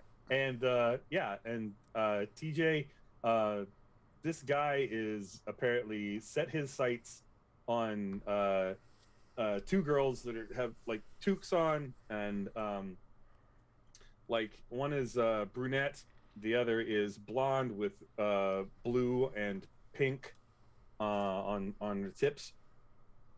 Probably because she went as Harley Quinn for Halloween. Fair enough. I got a 2 on my result. Yep, I saw that, absolutely. And so when you say investigator, you just kind of like casually walking around the parking lot, see if you can see the driver, or I mean, are you like coming up, like gonna kind of try and sneak up on the back to see in? I mean, that's a possibility as well, because there are other cars and you can kind of get between them and behind them. You could probably get up to with the 2. You could probably get up to the van without the driver seeing. Yeah, I think Cool. she would start like looking to see if the driver's in, and then make her way around to. Yeah, there is a guy with he's smoking a cigarette in the Okay. van. You got the window cracked and the smoke's kind of coming out. But yeah, these 2 girls are in the park are they've got their phones up and are doing one of those TikTok dances and basically making videos. Making videos. Mm-hmm. Man, they're high school That's great. kids. They're high school That's kids. great. They're getting on the TikToks. They're getting on the gram. Look, Absolutely. when they put something like a skate park in a town, you don't just get skaters there. Oh, absolutely. You get all kinds of people there because it just becomes a place to hang out. Oh yeah. Especially And- if, like, when I am, you don't Absolutely. have a lot of places to hang out as kids, so as teenagers or whatever. So That's why this place is still crowded in November, because it's like there's a whole pandemic going on, and the city has kind of released enough that you can come out and do this stuff. I would say probably about a third of the kids in the park are masked. But yeah, the driver of this thing has got one of those masks down around his chin and he's smoking. But yeah, Anthony, yeah, some of the cool kids are like, "You want to try the pipe, man? Get on the half pipe." I mean, you've got some skill. Oh, I don't skate vert much. I'm more of a flatland guy. Sure. But so, you seem like you've been around here a while. You see anybody like anybody like sus around here? oh, fuck yes. I mean, most of them are old dudes, like parents and stuff, but they usually, most of the time they're gonna. No offense, dude. You were kind of sus, but you have proven yourself among our tribe, my friend. No, it's all good. So he's like, no, dude, you're cool, but you're you go to Drake? Are you a college kid? Still skating? That's cool. Yeah. Or Yeah, I'm still skating. skating or getting back into it. That's cool too. Getting back into it is closer. Yeah, I like it's been it. a while. Well, welcome back, man. I'm Charles. Kind of puts a hand out. Yeah, Anthony will also put a hand out. Pleasure to meet you, man. And he does it's not like the super cool handshake, but it's like the boom and then the fist. Nothing. Not. He doesn't like go into some kind of like super complex secret code or anything, but just kind of like a but we also shake hands like cool people. I don't know. Man, I have not been a kid, and never mind. It's been a lot for me too. I'm outing myself as Steve Buscemi in this skit. But yeah. What's up, fellow kids? But I think Anthony does go for like maybe something that was in his day the standard, and it's like maybe a little bit more complicated. So they have that awkward impact of like the wrong hand shape to the wrong hand shape for a second. Nice. And then he corrects. He goes with it. Yeah. No, it's all cool. It's like, all right, nice, dude. Cool. You don't have to teach me that one. And I'm telling you, man, the pipe is not complex. And I'm not saying get up there and do a 720 or anything. Just get the feel for it. I think you'd like it. You know what? Yeah, you convinced me. I tell you what, I land a 540 right now. You tell me the dirt on everybody you know around here. Wow. Man, if you land a 540, then you are on. I'm sold. Hi. All right, talking big. All right. Nice.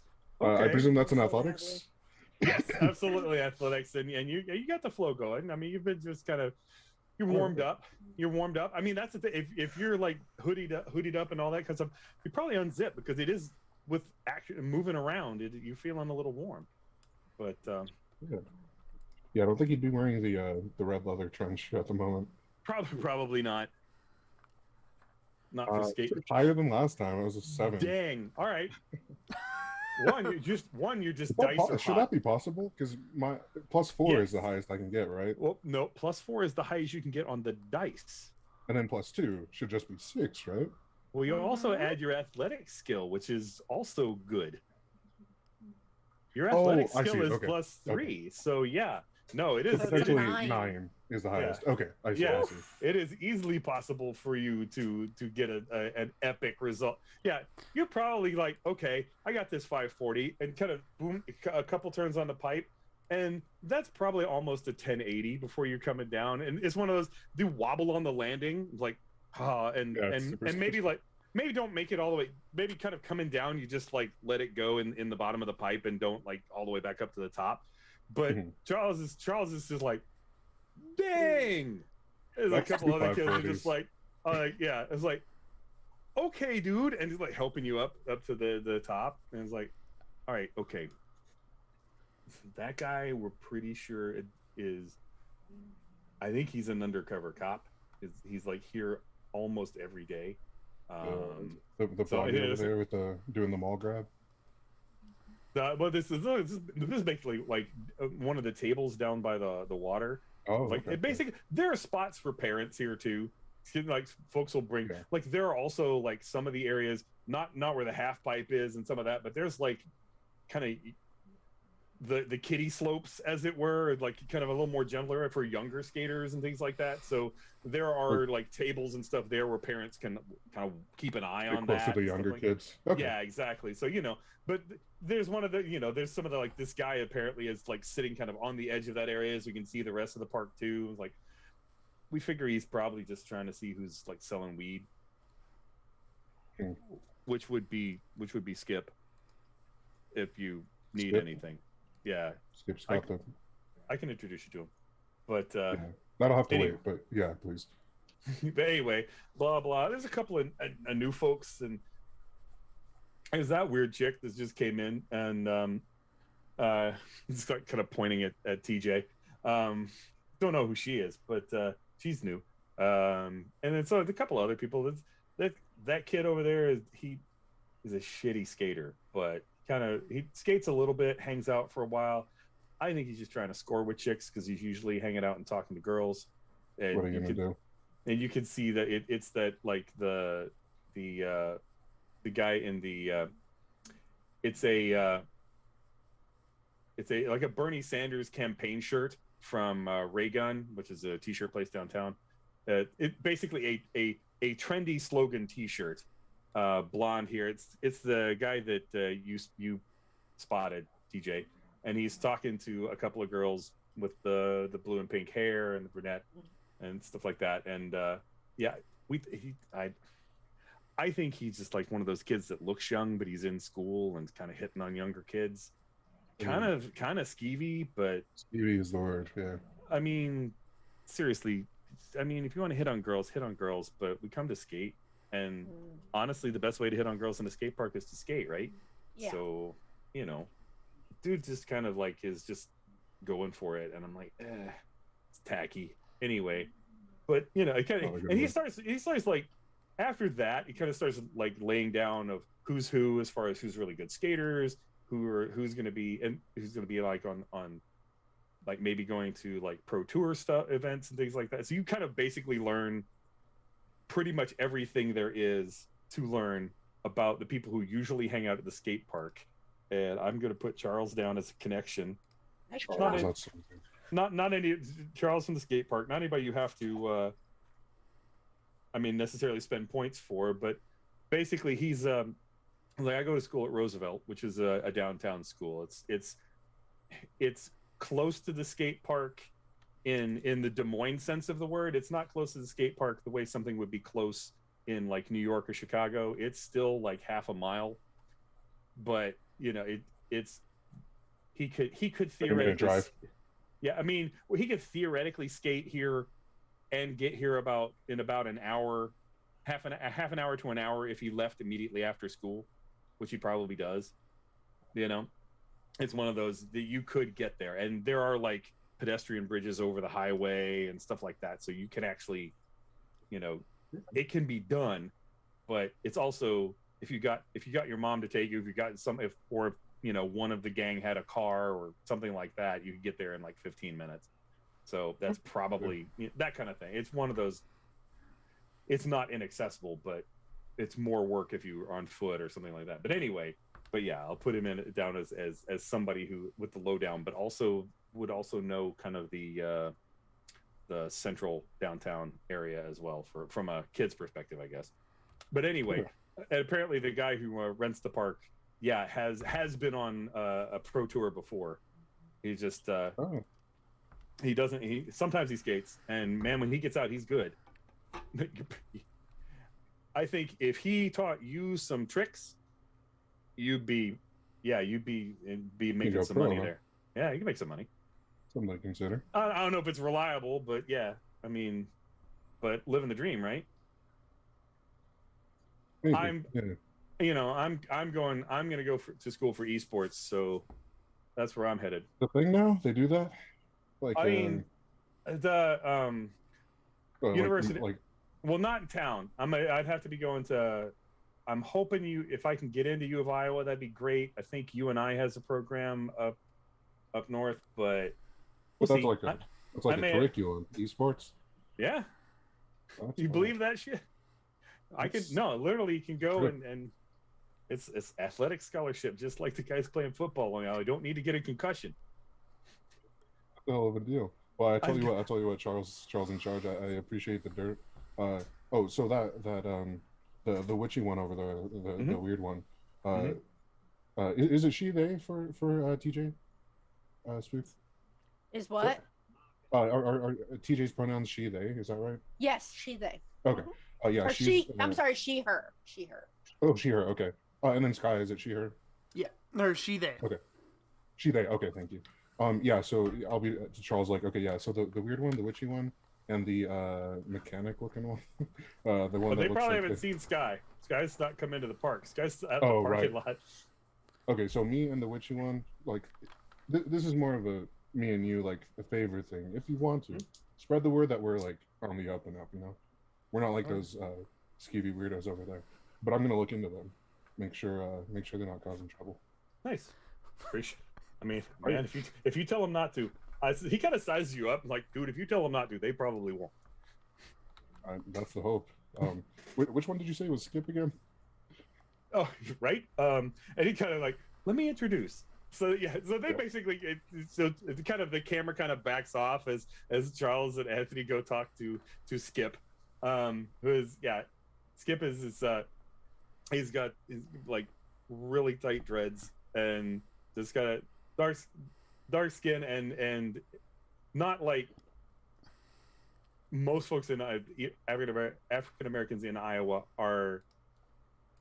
We don't have a lot of like Senegalese, and it's mostly kind of a coffee kind of, it's not. There There are some, but not very many. I think like a lot of Somali, like you go to Minnesota, there's the Somali neighborhoods and things like that. But this is more. I think we got more from like I want to say like Northern Africa. So like, anyway, neither here nor there. But trying to kind of as far as skin tone and stuff like that. But yeah, it's just kind of it's laid back and just kind of like yeah, no, it's I skate some, but mostly here to provide kind of. But anyway. I would say the camera kind of backs off. There's not dialogue, and we're going to kind of cut to Sky, who's like leaning up against the back of the van, just trying to look inside. And the back of the van is mostly empty. There's not any equipment in there, but there are like some moving blankets, stuff like that. They're not like. They're movie blankets just kind of thrown in the back of the van. They're not like stacked or piled, but yeah, there's that and like a toolbox, and that's basically all that's in the back of the van. The ladder on top of the van, but there is no equipment or gear or tools in the back of this van.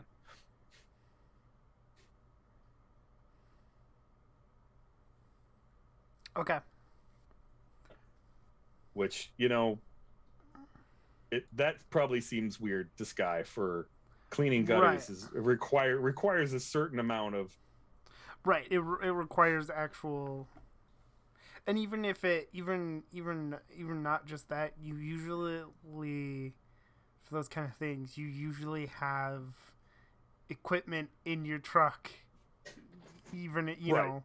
Like you'll have the stuff specific to the job, but you usually keep your equipment in there. So like, you would expect at least like some shovels or something to be in there preparing for the winter. Yep. Nope. This looks like it's more prepared for I don't know, not that.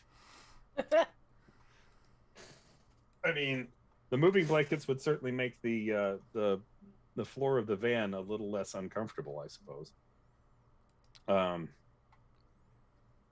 Anyway, so TJ, what are you doing? And I'm watching that sus guy, and I'm not like staring him down. I'm trying to at least be a little stealthy to not be noticed. Okay. Well, I mean, that scene from where you can see without getting close enough to get in on the conversation seems a little, I don't know, standoffish at first, but after a minute or two they're like taking selfies with the guy and like setting up to do some kind of TikTok dance thing. Do you want to make an occult roll? Occult. I rolled, and I didn't roll. All you should have to do is click on the skill. Roll 20 should. But it's not working. Hang on. Oh no. It might be because I popped out the. I popped out the character sheet. That might be the reason why. That, or I mean, we may have putting the skills in it and messing with the skill sheet. We may have done something that's broken a connection. My stuff's not showing up. Oh, there it is. Okay. Hey. Okay. Cool. I was glad we didn't break the macros or whatever in the character sheet. Great. That's good. Yay. That is a good result. I would say with what kind of cycling through things in your little Evelina mental data bank, that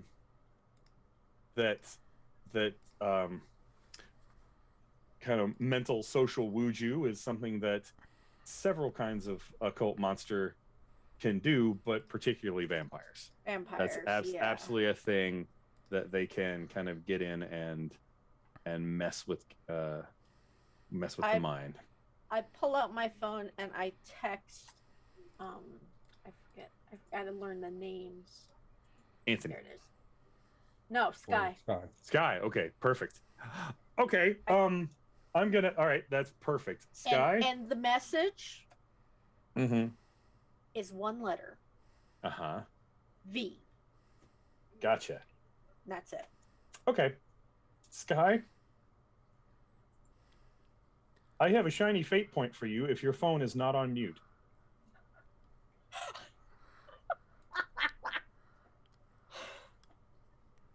Oh no. You know what? I'll take it. Perfect. Oh yeah. Perfect. Yeah, so this thing is like loud as hell. Is it, well, actually, yeah. What's your text alert your sound? Is it ringtone? beep doop? Is it just something? No, I think it's. Hold on. I'm trying to remember what it is. Because it's definitely a song. Nice. For a text alert or for a ringtone? It's like. Well, yeah, it's like a riff from a song. Okay. You know, like couple of just like bars. Yeah. Okay. Gotcha. But I'm trying to remember. I can't say anything. I have a friend whose text alert is literally "Hey, listen" from Breath of the Wild. So, I mean, I used to actually have the opening. I don't remember which song. It was an opening to some TV show that I really liked at the time. That was my text alert sound. So nice. Like, Okay. it would Sure. play through the beginning of it. I'm just trying to.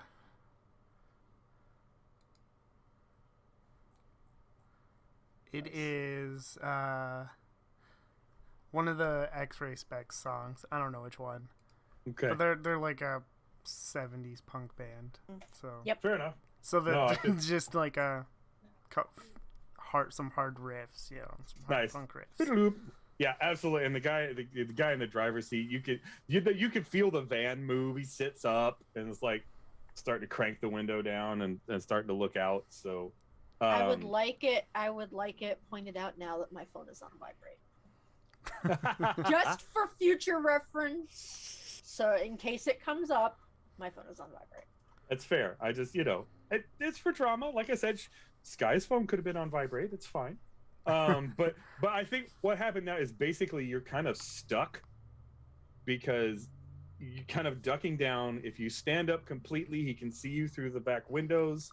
If you go on either side of the van, he can see you through either rear view. And there's just enough space between you and the other cars that, moving to either side it's not going to be something you just do. Right.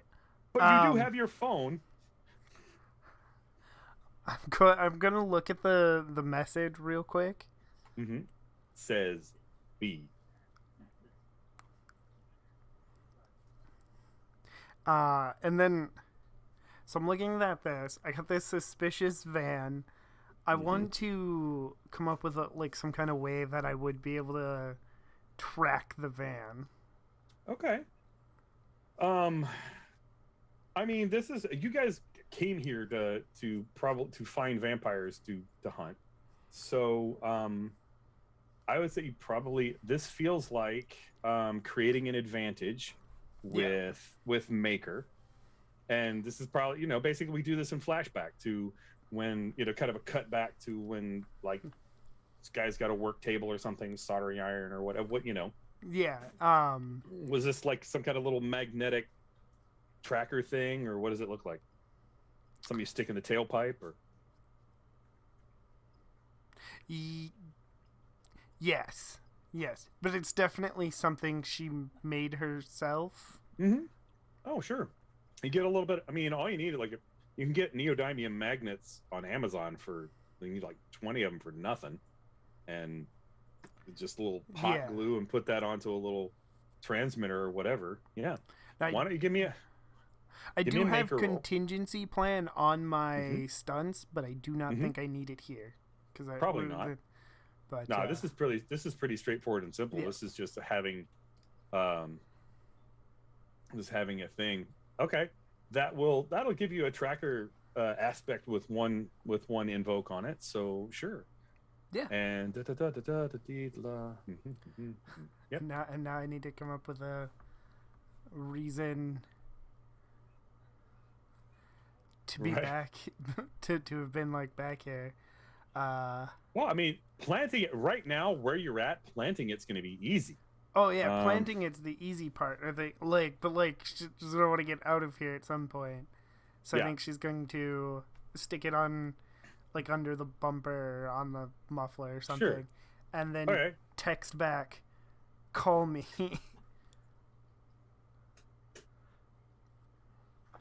I call her. She's gonna put her phone on mute and then Mute. yeah, like so like it Fair enough. doesn't ring, and Fair then she's going to answer the phone and important. then Okay. walk out from behind the van talking on the phone, like she was just back there talking on her phone.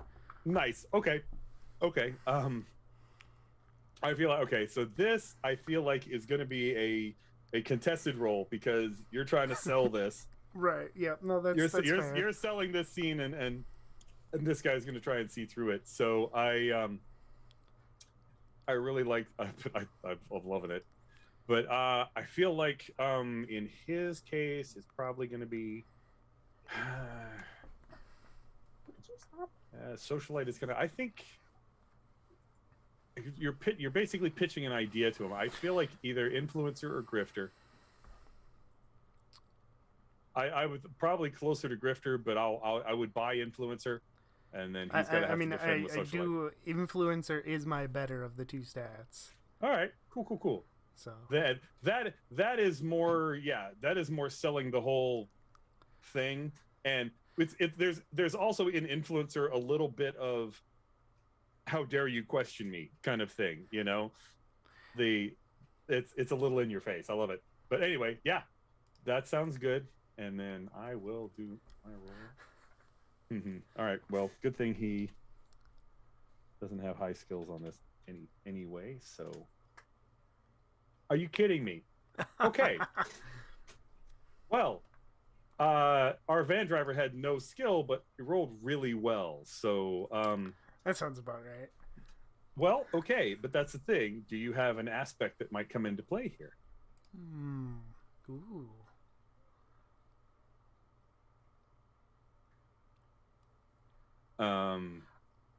Of my current aspects, no.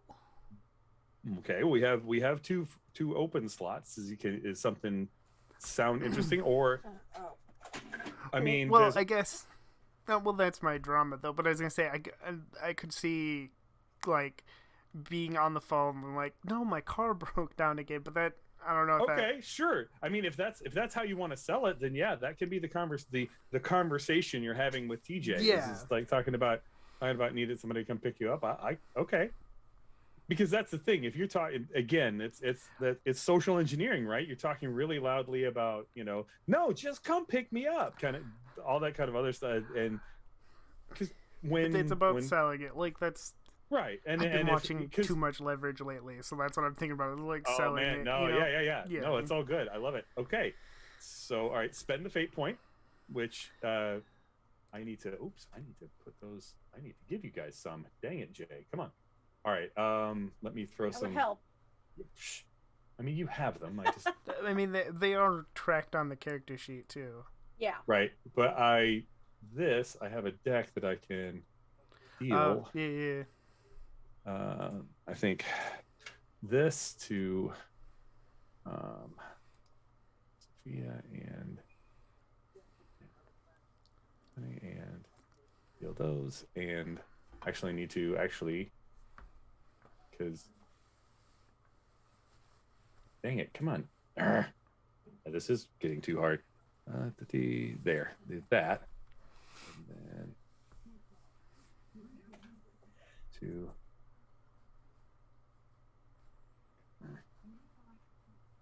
Go there now. So for roll 20 using the fate points, just click on the fate point above your own name. It'll open a little box where all the fate points are. You just grab one and drag it onto the board to show that you spent it, and that will track it that way.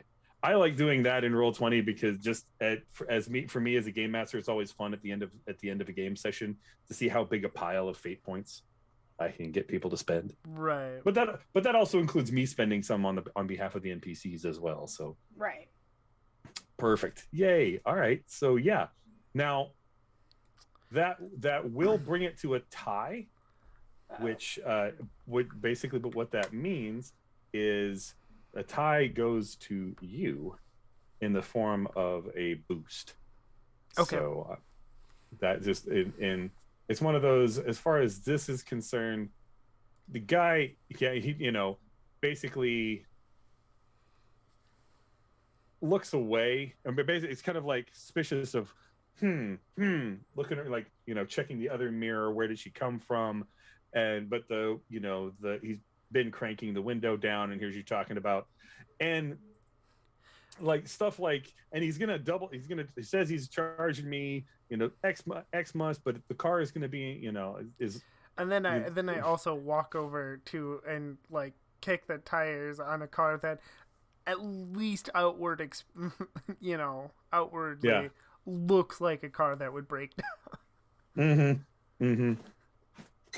Excellent. Okay. Yeah. And he kind of buys it. It's like, so yeah, fair enough. But I will say this, and he kind of like slumps back in the seat. You can't really see him anymore because this is the way the seat back is, the door to the car. But every once in a while after that, he kind of pokes his head out to kind of just check. He bought it, but he's suspicious. Right. It's just, yeah, he's just like, oh, all right. Walking around behind the van. I should have. Well, it's that he's just still kind of like, I still don't. It's that. How did I not know somebody was back there? And now he's like, right. I think checking. Basically what happens is he was supposed to be paying attention to the parking lot. You got away with it to put a tracker on the van, but kind of caught him napping, and now he's like, oh crap, I got to be on the job. Dang. So you basically brought him back to alert level 1 instead of and like all good video games, that alert level will eventually go back down. I should get the solid. I need to get the Solid Snake sound effect on my soundboard to go. Everybody's paying attention. And then I think she'll get back in the car so that he can't hear her talking on the phone anymore and being like, yeah, I got a suspicious van in the parking lot. This is. Yeah. I don't know if it's connected, but if we got one, we might have two working together here. Sure. Love it. Okay. So yeah, after a while, Anthony, after you've talked with Skip for a little bit, and maybe yeah. He's. Are you gonna ask him that? Yeah. How old are you, kid? Dude, come on, man. I'm not gonna. That's the kind of shit cops ask me. I'm old enough. Cops or concerned adults, right? I'm not gonna buy from a kid if you have an older brother or something, an uncle that I can buy from. But if you're under, I'm gonna say 19. I'm not about it. Come on, dude. I mean, this way, if I'm young enough, then, huh? You're carding me to sell you weed? What? I didn't even say what I was buying yet. So that to me is a little sus. So let's see that card. God, good Lord, man. Charles, I thought you said this guy was cool. I'm razzing you. I'm kidding. Not about the card. I do want to see the card, but I just really don't want to buy from a kid. That's messed up. I'm 28. I'm gonna be 29 in a month. That's messed up. That's what a cool person does. You're doing a skate. Nah, a cool person in a skate park at 28, unless he's working here. Man, you're almost older than Rick. Is Rick the guy at the booth? Yes, and that's not true. But Rick's probably in his mid 30s. But Rick's probably about 36. You think people stop having hobbies at what at 25? You think you just shrivel up and come on. It's fun, right? It stays fun. Wouldn't you hope that's the case? Sure. And, you think people don't get into stuff when they're in high school? Wait, what are we talking about now? He's talking about selling weed when he's underage. Oh. Look, man, this way. Look, seriously. If I get busted, I go to juvie. That's a good point.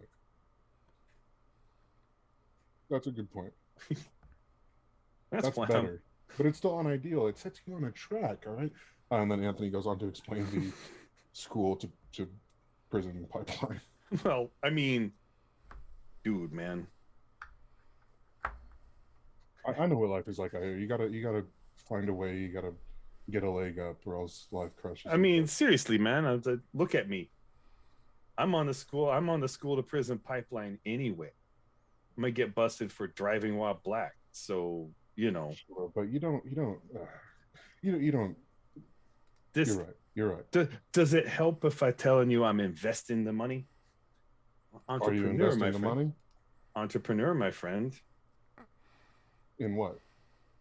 Soon, couple years, it's already happened. In a couple years, this is going to be legal in the state. I got a line on a place I can turn into a dispensary if I can afford it. Putting money away. Are you old enough to do that? Not yet. But when I am, and when it's legal, I'll be able to buy the place. All right, just be careful. I'm not buying from you. You're too young. What the hell are you wasting my time with, man? Come on. I'm just trying to look like I belong Charles, here. Hey, Charles knows I'm cool. Charles knows I'm cool. I just did a 10. Charles, all right. Well, Charles thinks you're cool. Dude, come on. All right, well, when you're serious, I'll be here. It's kind of like, it gives you the kind of you are dismissed kind of look away kind of thing, It's like, God, man. Not cool, man. No, it's all good.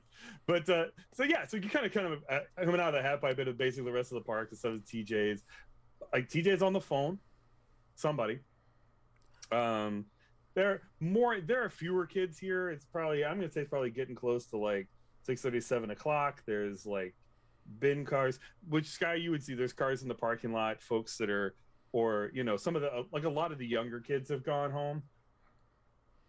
It's kind of all right, we've skated for a couple hours, let's go, we got to do dinner, and then we've got homework and bed. It's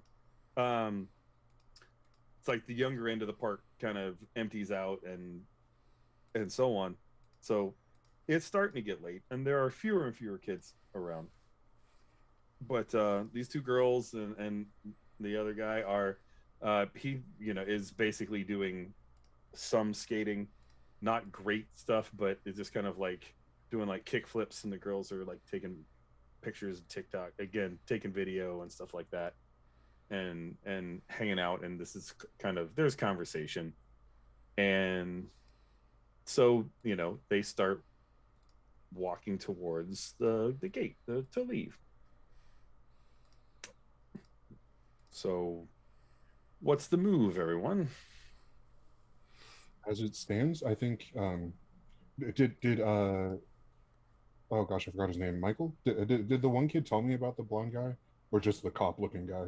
No, yeah, the blonde guy is like, just they don't know what school he goes to, and he's a so-so skater, but mostly being skeevy and hitting on chicks. But Anthony, okay, yeah, I recall that now. Yeah, at the bar, he's apparently comes to the skate park to score more than to skate. So whatever else happens, Anthony is, I think, wanting to make sure that neither the cop-looking guy or the blonde guy get out of the park or away from the park. Assuming the cop guy was on the outside of the fence at one of the tables. Yeah. He's like in the observation, kind of the keep an eye on your kids area. And yeah, this guy's, he's like probably late 40s, early 50s, like what would have been a stylish windbreaker in the 90s, like old coffee cup, Starbucks, or actually it's probably a Caribou coffee. He's not even cool enough for Starbucks. He's going to like the other place, and getting coffee there, but still got the cup. And if you pay a little bit of attention, he's probably not got coffee in it because it's a spit cup. Yeah. Oh, seeds. Tobacco. Oh. Which is, yeah, that's a thing. That's a thing. I think this guy just might just be a straight up cop. Yeah, probably. Okay. But yeah, so then maybe if I get wind of that, I might just prioritize the blonde skeevy guy. Sure. Just making sure he doesn't get out of the park. But okay. I'll leave the rest up to you catch up with DJ, or all right, cool. Yeah. Or, I mean, how are we coordinating? TJ, are you calling people? I mean, is this... Well, I'll do the same thing. I'll make sure both of them get that V text. Okay. Fair enough. Yeah, as I say, you probably could have texted both of them with that. Yeah. There's no reason not to... It's probably like one of those like multi-user chat things. Anthony will send back the little emoji of like a blonde guy going like, and then question mark. There we go. I'm not gonna reply because I'm not gonna say the V word on an open line. No. I can say, does TJ have some like incredibly convoluted like code for all of these like supernatural creatures? Yes. And like, I don't know, I'm not requiring Anthony or Sky to have any idea what these code words mean, but apparently TJ has code words for everything. Yeah, I also because the NSA listens to everything you do on your phone. I mean, I may have also not explained that well. The blonde guy question mark thing was like, is the V the blonde guy? Is that what we're saying? From Anthony Anthony would probably be confused by this, but for Marcus, yes, that was who spotted probably using powers. But yeah, Anthony wouldn't know from a text, but yeah. Mind wooge. Now I know they have the emojis like with the people, but do they have them with like different hair color, don't they? You could actually I think you could actually do a blonde guy going. Yes. Okay, so yeah, so he's like literally sending you text. He's like, is it the blonde guy? I send them back another one-letter text. Why? Yeah. So good. I love it. Okay. So yeah, but yeah, he is like they're walking towards the gate to get out and all that other stuff. They're headed toward the parking lot, basically. And not being so tacky as to have arms draped around both the girls or anything, but it's just kind of they're kind of leaning close, occasionally bumping shoulders and stuff like that, being, you know, cute couple with third wheel. I don't know. High school polycule, I have no idea. Is that a I don't know, did I just make that concept up? They're probably getting that sorted themselves.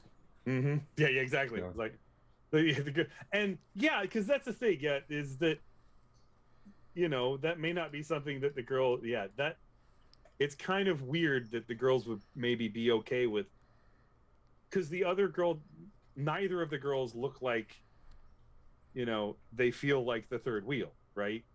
There's not these two are hitting it off and. I guess I'm driving. You know, there's not that look on her face, you know, which is, I don't know, probably fairly non-standard for, you know, high school. Look, you know, Des Moines is not San Francisco. I'm not saying that it's not there, but it's, you know, not just atypical. Commonplace. Yeah, it is a little atypical for high school kids anyway.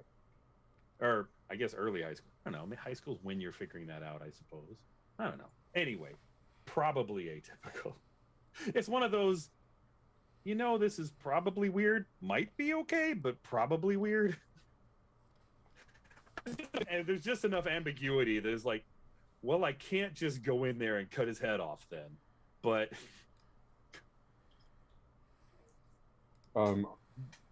does anybody else have anything they'd like to... I mean... I guess the question there is, at what point, Sky, are you letting everybody know that there's a tracker on the van?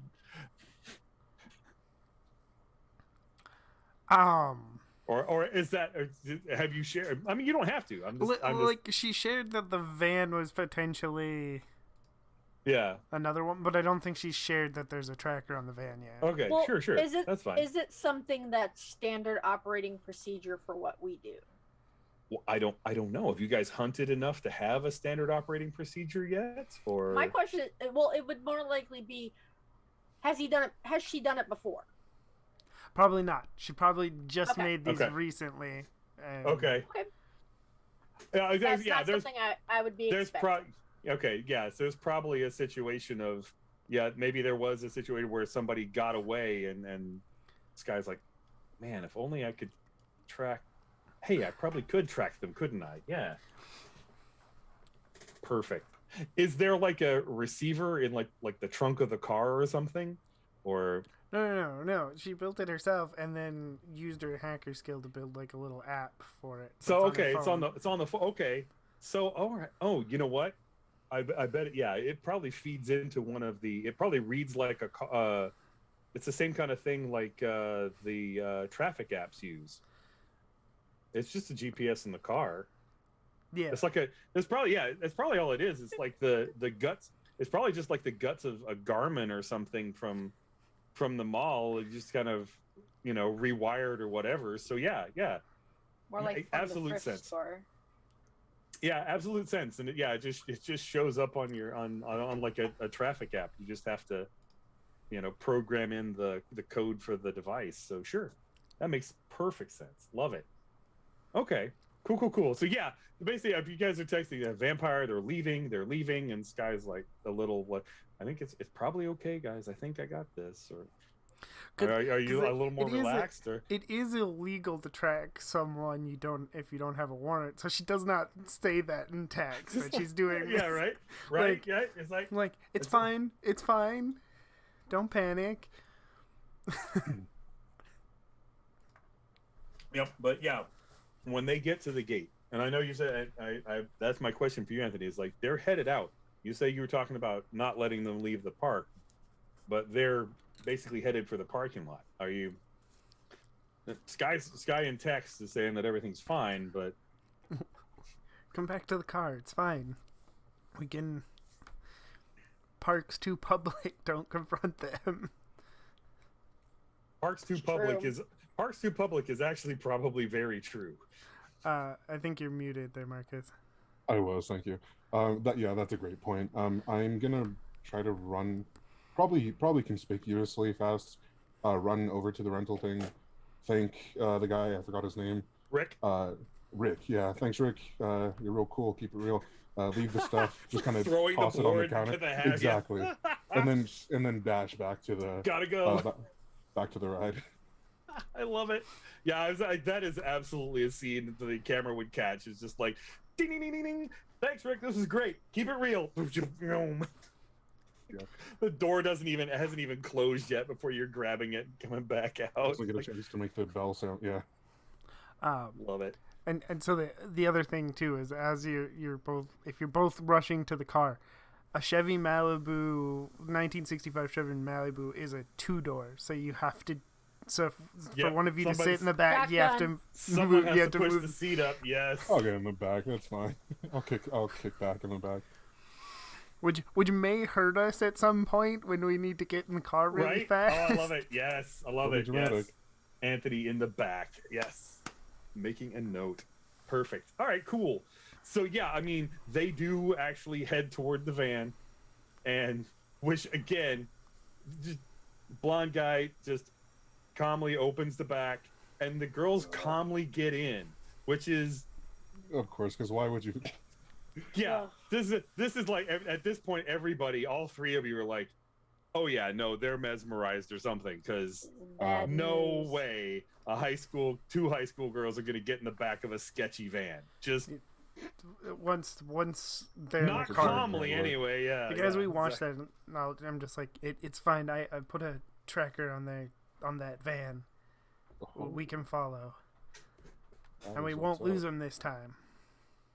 So now, question: since we're talking about technology and stuff, is this all done on Sky's phone, and you just kind of have the phone mount on the car, or have you like taken an old like a GPS Do you have you kludged just, together for this? She has the foam mount and stuff, but the center console for the radio is not fully put back together. So the radio is just laying on the middle of the seat in between them because you need a mounting kit, and she never bought one. So. Right. It's all just sitting. Like, she has plans to put in like the big the DVD touch screen stuff. Okay, but it's for now it's just sitting on the the seat. Nice. And she's got it she's got it set up so that it like doesn't get in the way of her shifting or anything. But it's all. I will have to talk to you off stream about the car show that came to work this summer.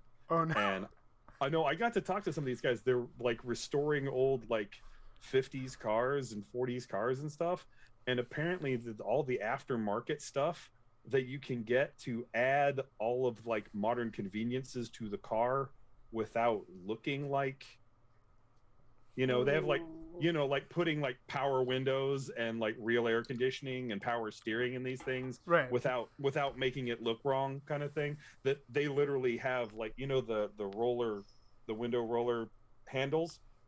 They make those that actually operate power windows. You just instead of cranking it, you just tap it down or tap it up. That's actually cool. I didn't know that. I thought I was like talking to the guys. It's amazing. One, the cars were amazing too. But I mean, this is crap that happened over the summer, and I was just thinking about that when you're talking about it. It's like, no, she could probably make this look like a 65. But it's one of those. There are amazing aftermarket stuff you could throw in a car. Yeah, but she has to be able to buy it. She hasn't done yet. Yeah. So I love the on a retail salary. Yeah, that's exactly. I'm like, this is why Sky eye hunts is for her car. Much probably. But yeah, after a while, yeah, shortly the van like drives out, and kind of you can and I don't know about the other two, but Sky in the rearview mirror as the van goes by, you can kind of glance up and see the driver checking out your car. I have to. I wait. I don't turn the car or anything on. I wait, and because I can follow via app, which is also better for me because my car stands out because it, it's not painted like it. It's an older car. It's not, it's not a 2000s SUV or something like that. Yeah. Does it have tinted windows? No. Okay. So I let them get a couple blocks away, and then I'll. Sure, and then, there's probably a moment where you guys are just both sitting there. The van's just leaving, kind of getting on. It's only a couple blocks to the highway. It's just like, what? Come on! And then finally, this guy finally cranks it. It's like, but so this tracker's on the phone, and it kind of comes up, and you can see the little triangle where you are, and there's a little bing, bing. Showing it. Do you have an icon for the tracker? Is it just like a default like red dot, or I mean, have you programmed it to be something cute? Or I was asking. Does it? No, yeah, it's just a default red dot for now. Fair enough. The system is being tested. It's all good. But that's them. That's them. This is us. Okay, fair enough. But yeah, okay. So the van does get on the highway and follow on the interstate, but it basically just to cross the river. The other side, this would be the east side of the Des Moines River, there's a little bit more of the city. The Capitol building is there.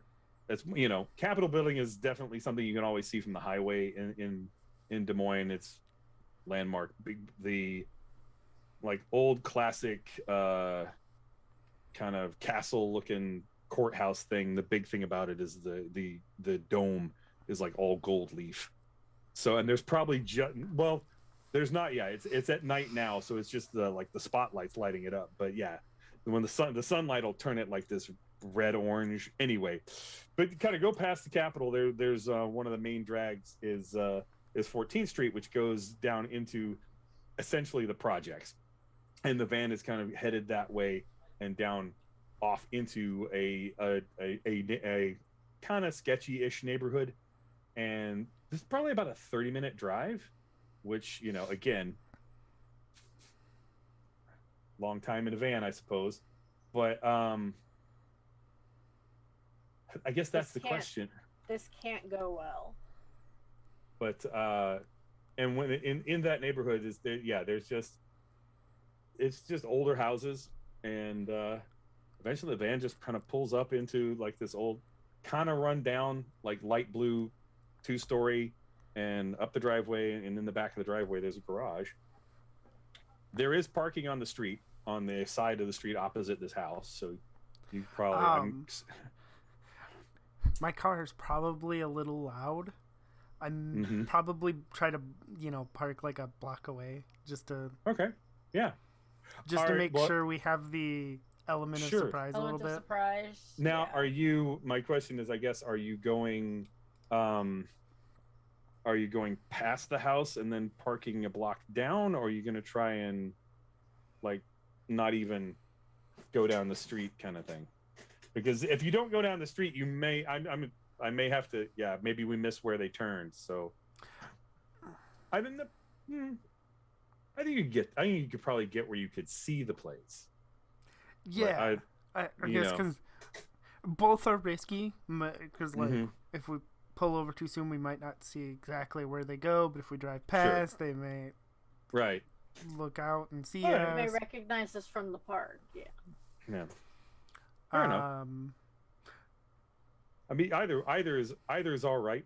I mean, I think if you, you've got some boosts as well, as far as I think maybe we should. I think this would be maybe spy, to drive by without being seen. Okay. Give me a spy check and know that you've got. I know you've got basically 2 aspects on the board that both are free aspects, so you can tag them both. So you essentially have a +4 on this. So. Okay. Yeah, I will.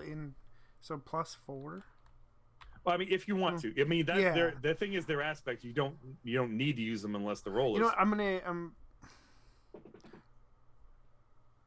oh, wait, that's right. I forget that you don't have to. I can wait to. Yeah, you can see what the result is. That. Yep. I think probably. I think okay. Think of an. Well, I would say nothing. If nothing else, use the boost that you got off of that guy, because it's use it on one roll and then it goes away anyway. So I would say definitely just use the boost, and that would be enough to tie the difficulty. If you'd like to beat the difficulty, then I would say you'll need to at least use an invoke on the other. Yeah, I think I'll do that too, just to make sure that we're good here. All right, cool. And what I will do there, and I should have done this before, is put the bar on it that I usually try and do. These, like, escape route has 1, and you should be able to see that. There we go. That's how I like to do. I'll try and do the invokes so you can see them as how many are on it. So this one, the tracker on the van, no longer has a free invoke. It's 0 of 1 free invokes, but it's still on the board, which means you can still use it. It's just, if you want to use the tracker for something again, it would cost a fate point. Is all. That's right, when you right, create, yeah. When you create an advantage, that's basically how it works. You get 1, sometimes 2 invokes for free. If you do, but it does good on your. Right, but it doesn't disappear. If you need to use it again, you can. It just costs fate. Basically, I like that because it's kind of built into the game as a way to keep you from kind of spamming the same thing over and over. Like, oh, I'm going to keep doing this. I'm going to keep doing this. I'm going to keep doing this. What do you do this round? I hit it with my sword. All right, roll D8 for damage. Anyway, but it kind of gives you an incentive to kind of keep it interesting or create new advantages, stuff like that. So anyway, so yeah, so you're about a block away from this, and it's, again, November. There's leaves on the street. There's a couple of other cars. There's a lot of people that kind of park in the street here too, so that's going to help you as far as being a little inconspicuous as well, because you kind of can tuck in behind somebody's truck. There's like a minivan that's parked on the street, and judging from the leaves around it, it has been parked on the street for weeks. Whether it runs or not is another question, but anyway, so you've got that. And yeah, there's some lights on in the house, but there isn't anybody like out on the sidewalks and stuff like that. So Okay, and how do we want to approach this?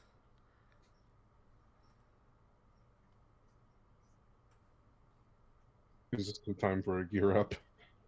well, and also, yeah, well, I mean, that's the other thing. Gear up is can be like a flashback montage too. Mm-hmm. I do have a question. What can I have as a knight? As far as gear, whatever. Weapon I mean, wise. yeah, I mean, I can imagine whatever you can fit in the trunk of Sky's car. I mean, Which the nice thing about having an older classic car, 65 Malibu is pretty space.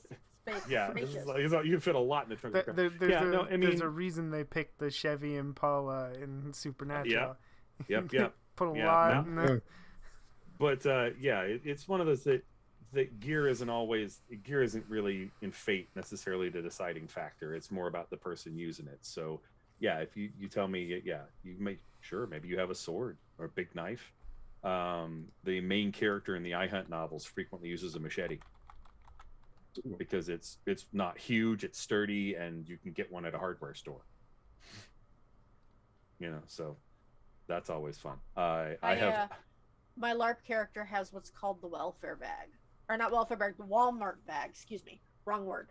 And it's just basically supplies that you can buy at Walmart: duct tape, scissors, things like that. Just stuff that doesn't need hunting to acquire.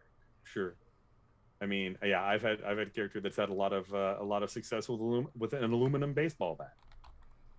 I mean, no, it doesn't cut their head off, but if you hit someone in the face with an aluminum baseball bat, they will have a bad night. Mm-hmm.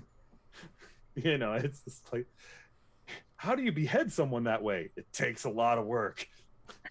It takes a lot of effort. My aspirations are a little bit more impractical.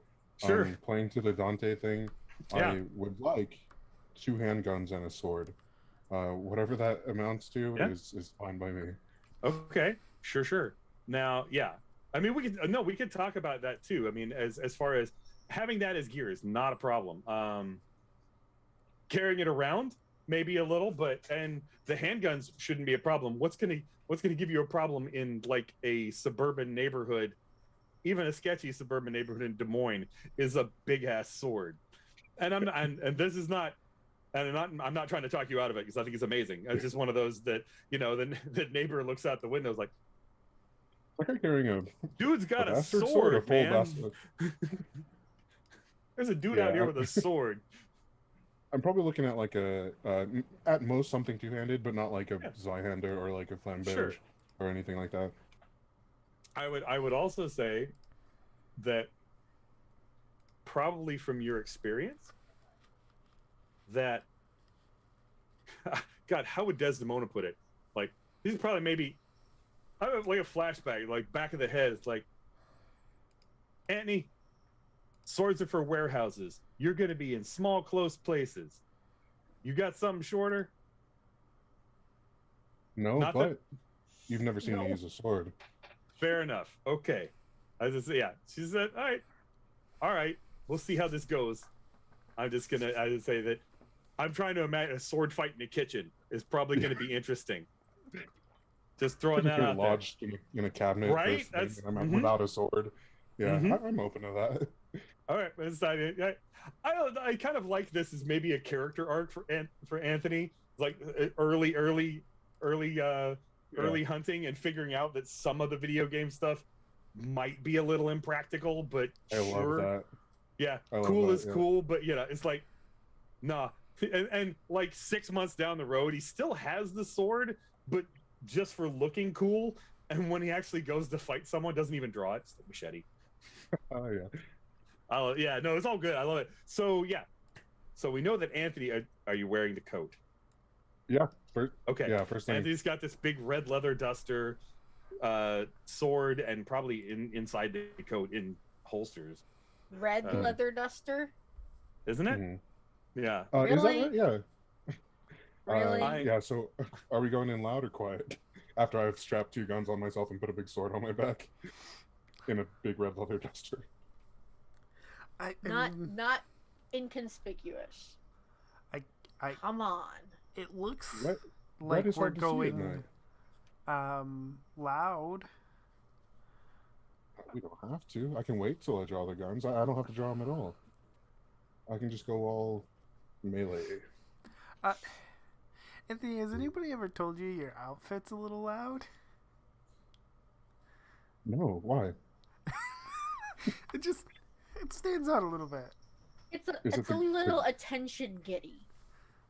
I mean, it's almost midnight. You know, who's gonna be? Look, I'm not taking the duster off. All right, I need this. Okay. Am I a monster hunter or not? All right. Yeah, there we go. And my question is, so then, how are TJ and Sky gearing up? I'd probably just grab a very large baseball bat and a wooden stake. Gotcha. Okay. Or a couple wooden stakes, like Sure. a belt of wooden stakes. There you go. Yeah, Okay. we're pretty sure this is vampires. I think Sky's gonna go for the hardware store machete and a couple of stakes. Yep. I like it. Yep. Yeah, there is definitely that feel in iHunt of you kind of flipping through the novels and stuff like that is all like, how you can. There's a little bit of the MacGyver, how you can apply regular household chemicals to make, this dangerous substance or whatever. Oh yes. Just for reference, the bat is wooden, so that just in case it breaks, Oh, you have another stake. I have another stake Or 2. Nice. or 2. All right. Yep. Like it. Okay. And fair enough. Okay. So, what was I saying? So basically, I kind of want to. This is not necessarily a huge. This is kind of us just getting into the kind of the feel of the game. So this is not climactic huge battle because one, we don't have that much time left in the show. So I was gonna say a good cliffhanger could also be Yes. us standing outside the door of the house, ready to go I in. could kind of do. Yeah, I could kind of do. Yes. Okay. I like that. So you kind of get up and kind of creep up on the place, sneak up close enough. The garage door is open. You can kind of look around the back of the van. Do you get your tracker back? Yes, I will take that. I was gonna Okay. say, that's a good question. That's a very good question. It's like you can sneak up there and grab that tracker off I the spent van. time and materials on that. I'm taking that back. Right. I know. I love the idea of like, dude, I worked hard on this. I may need it again. Just pocket that. But yeah, fair enough. But yeah, there's again, you look in the van. There's no sign of struggle. Well, actually, why? I'm going to say yes. There's no sign of struggle, but with TJ, with your investigate, you do notice there's some drops of blood. Uh-oh. And so yeah, and then so you guys are kind of getting ready to go to the back door, and the for our cliffhanger, I will say that the porch light on the house next door comes on, and some lady leans out the door and go, "What you kids doing?" Oh, jeez. And we'll find out what these kids are doing next week on iHunt Farm to Table. I can hardly wait. That is great. That is great.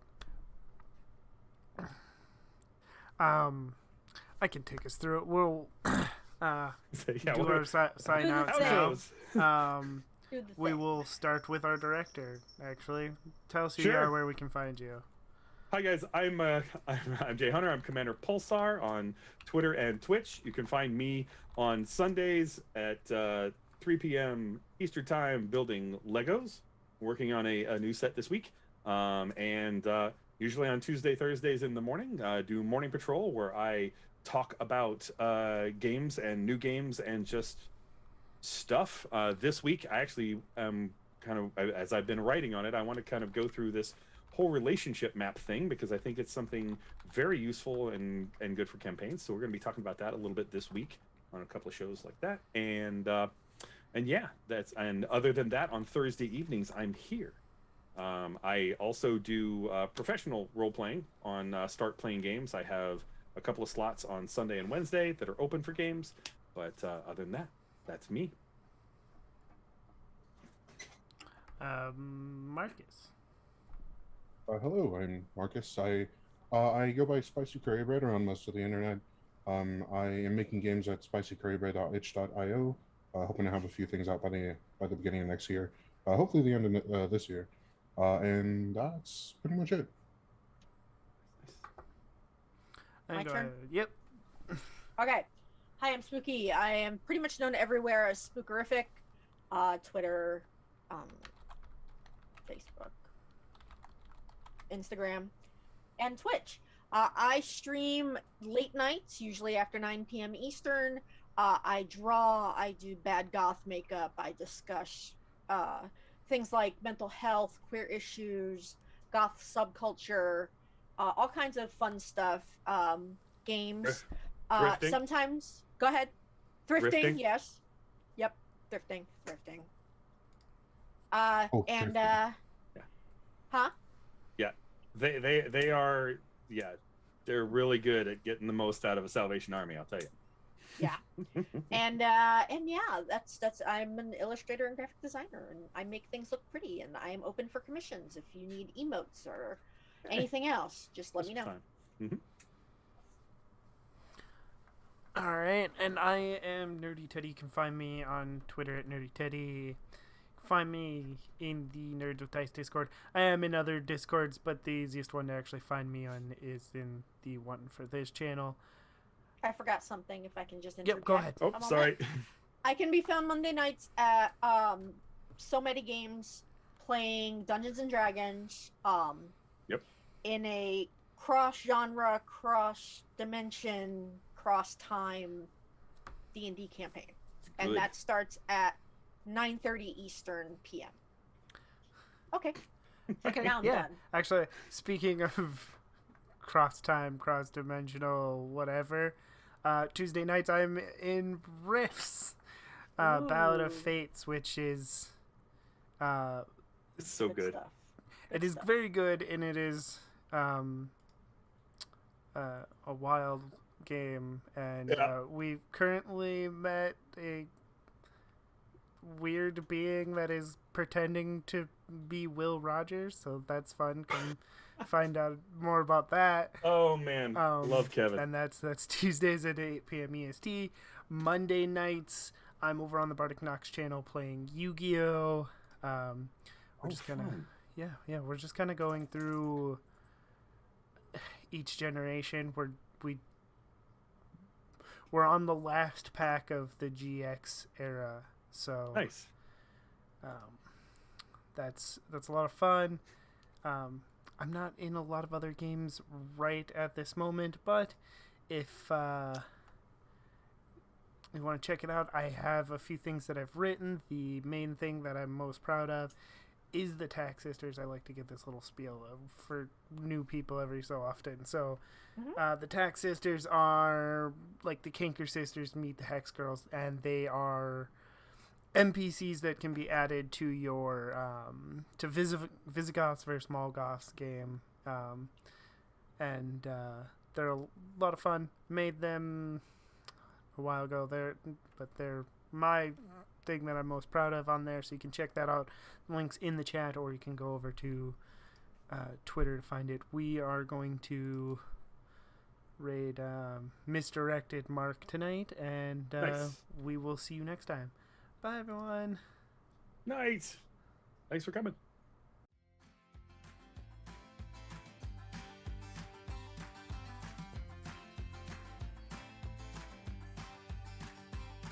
You're playing your cards with your queen of hearts.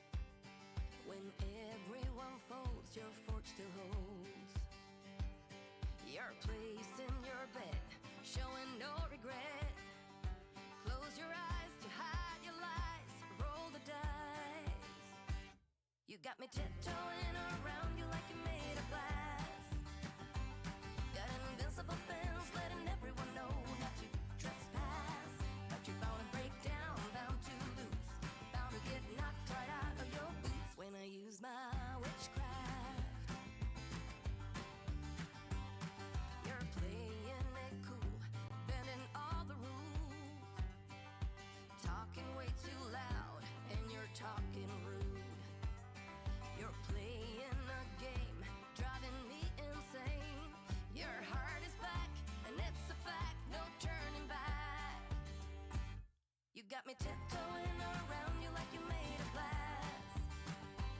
Got an invincible fence letting everyone know not to trespass. But you're bound to break down, bound to lose, bound to get knocked right out of your boots when I use my witchcraft. When I use my witchcraft.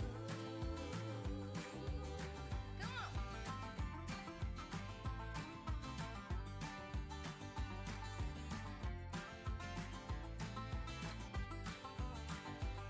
You got me tiptoeing around you like you're made of glass.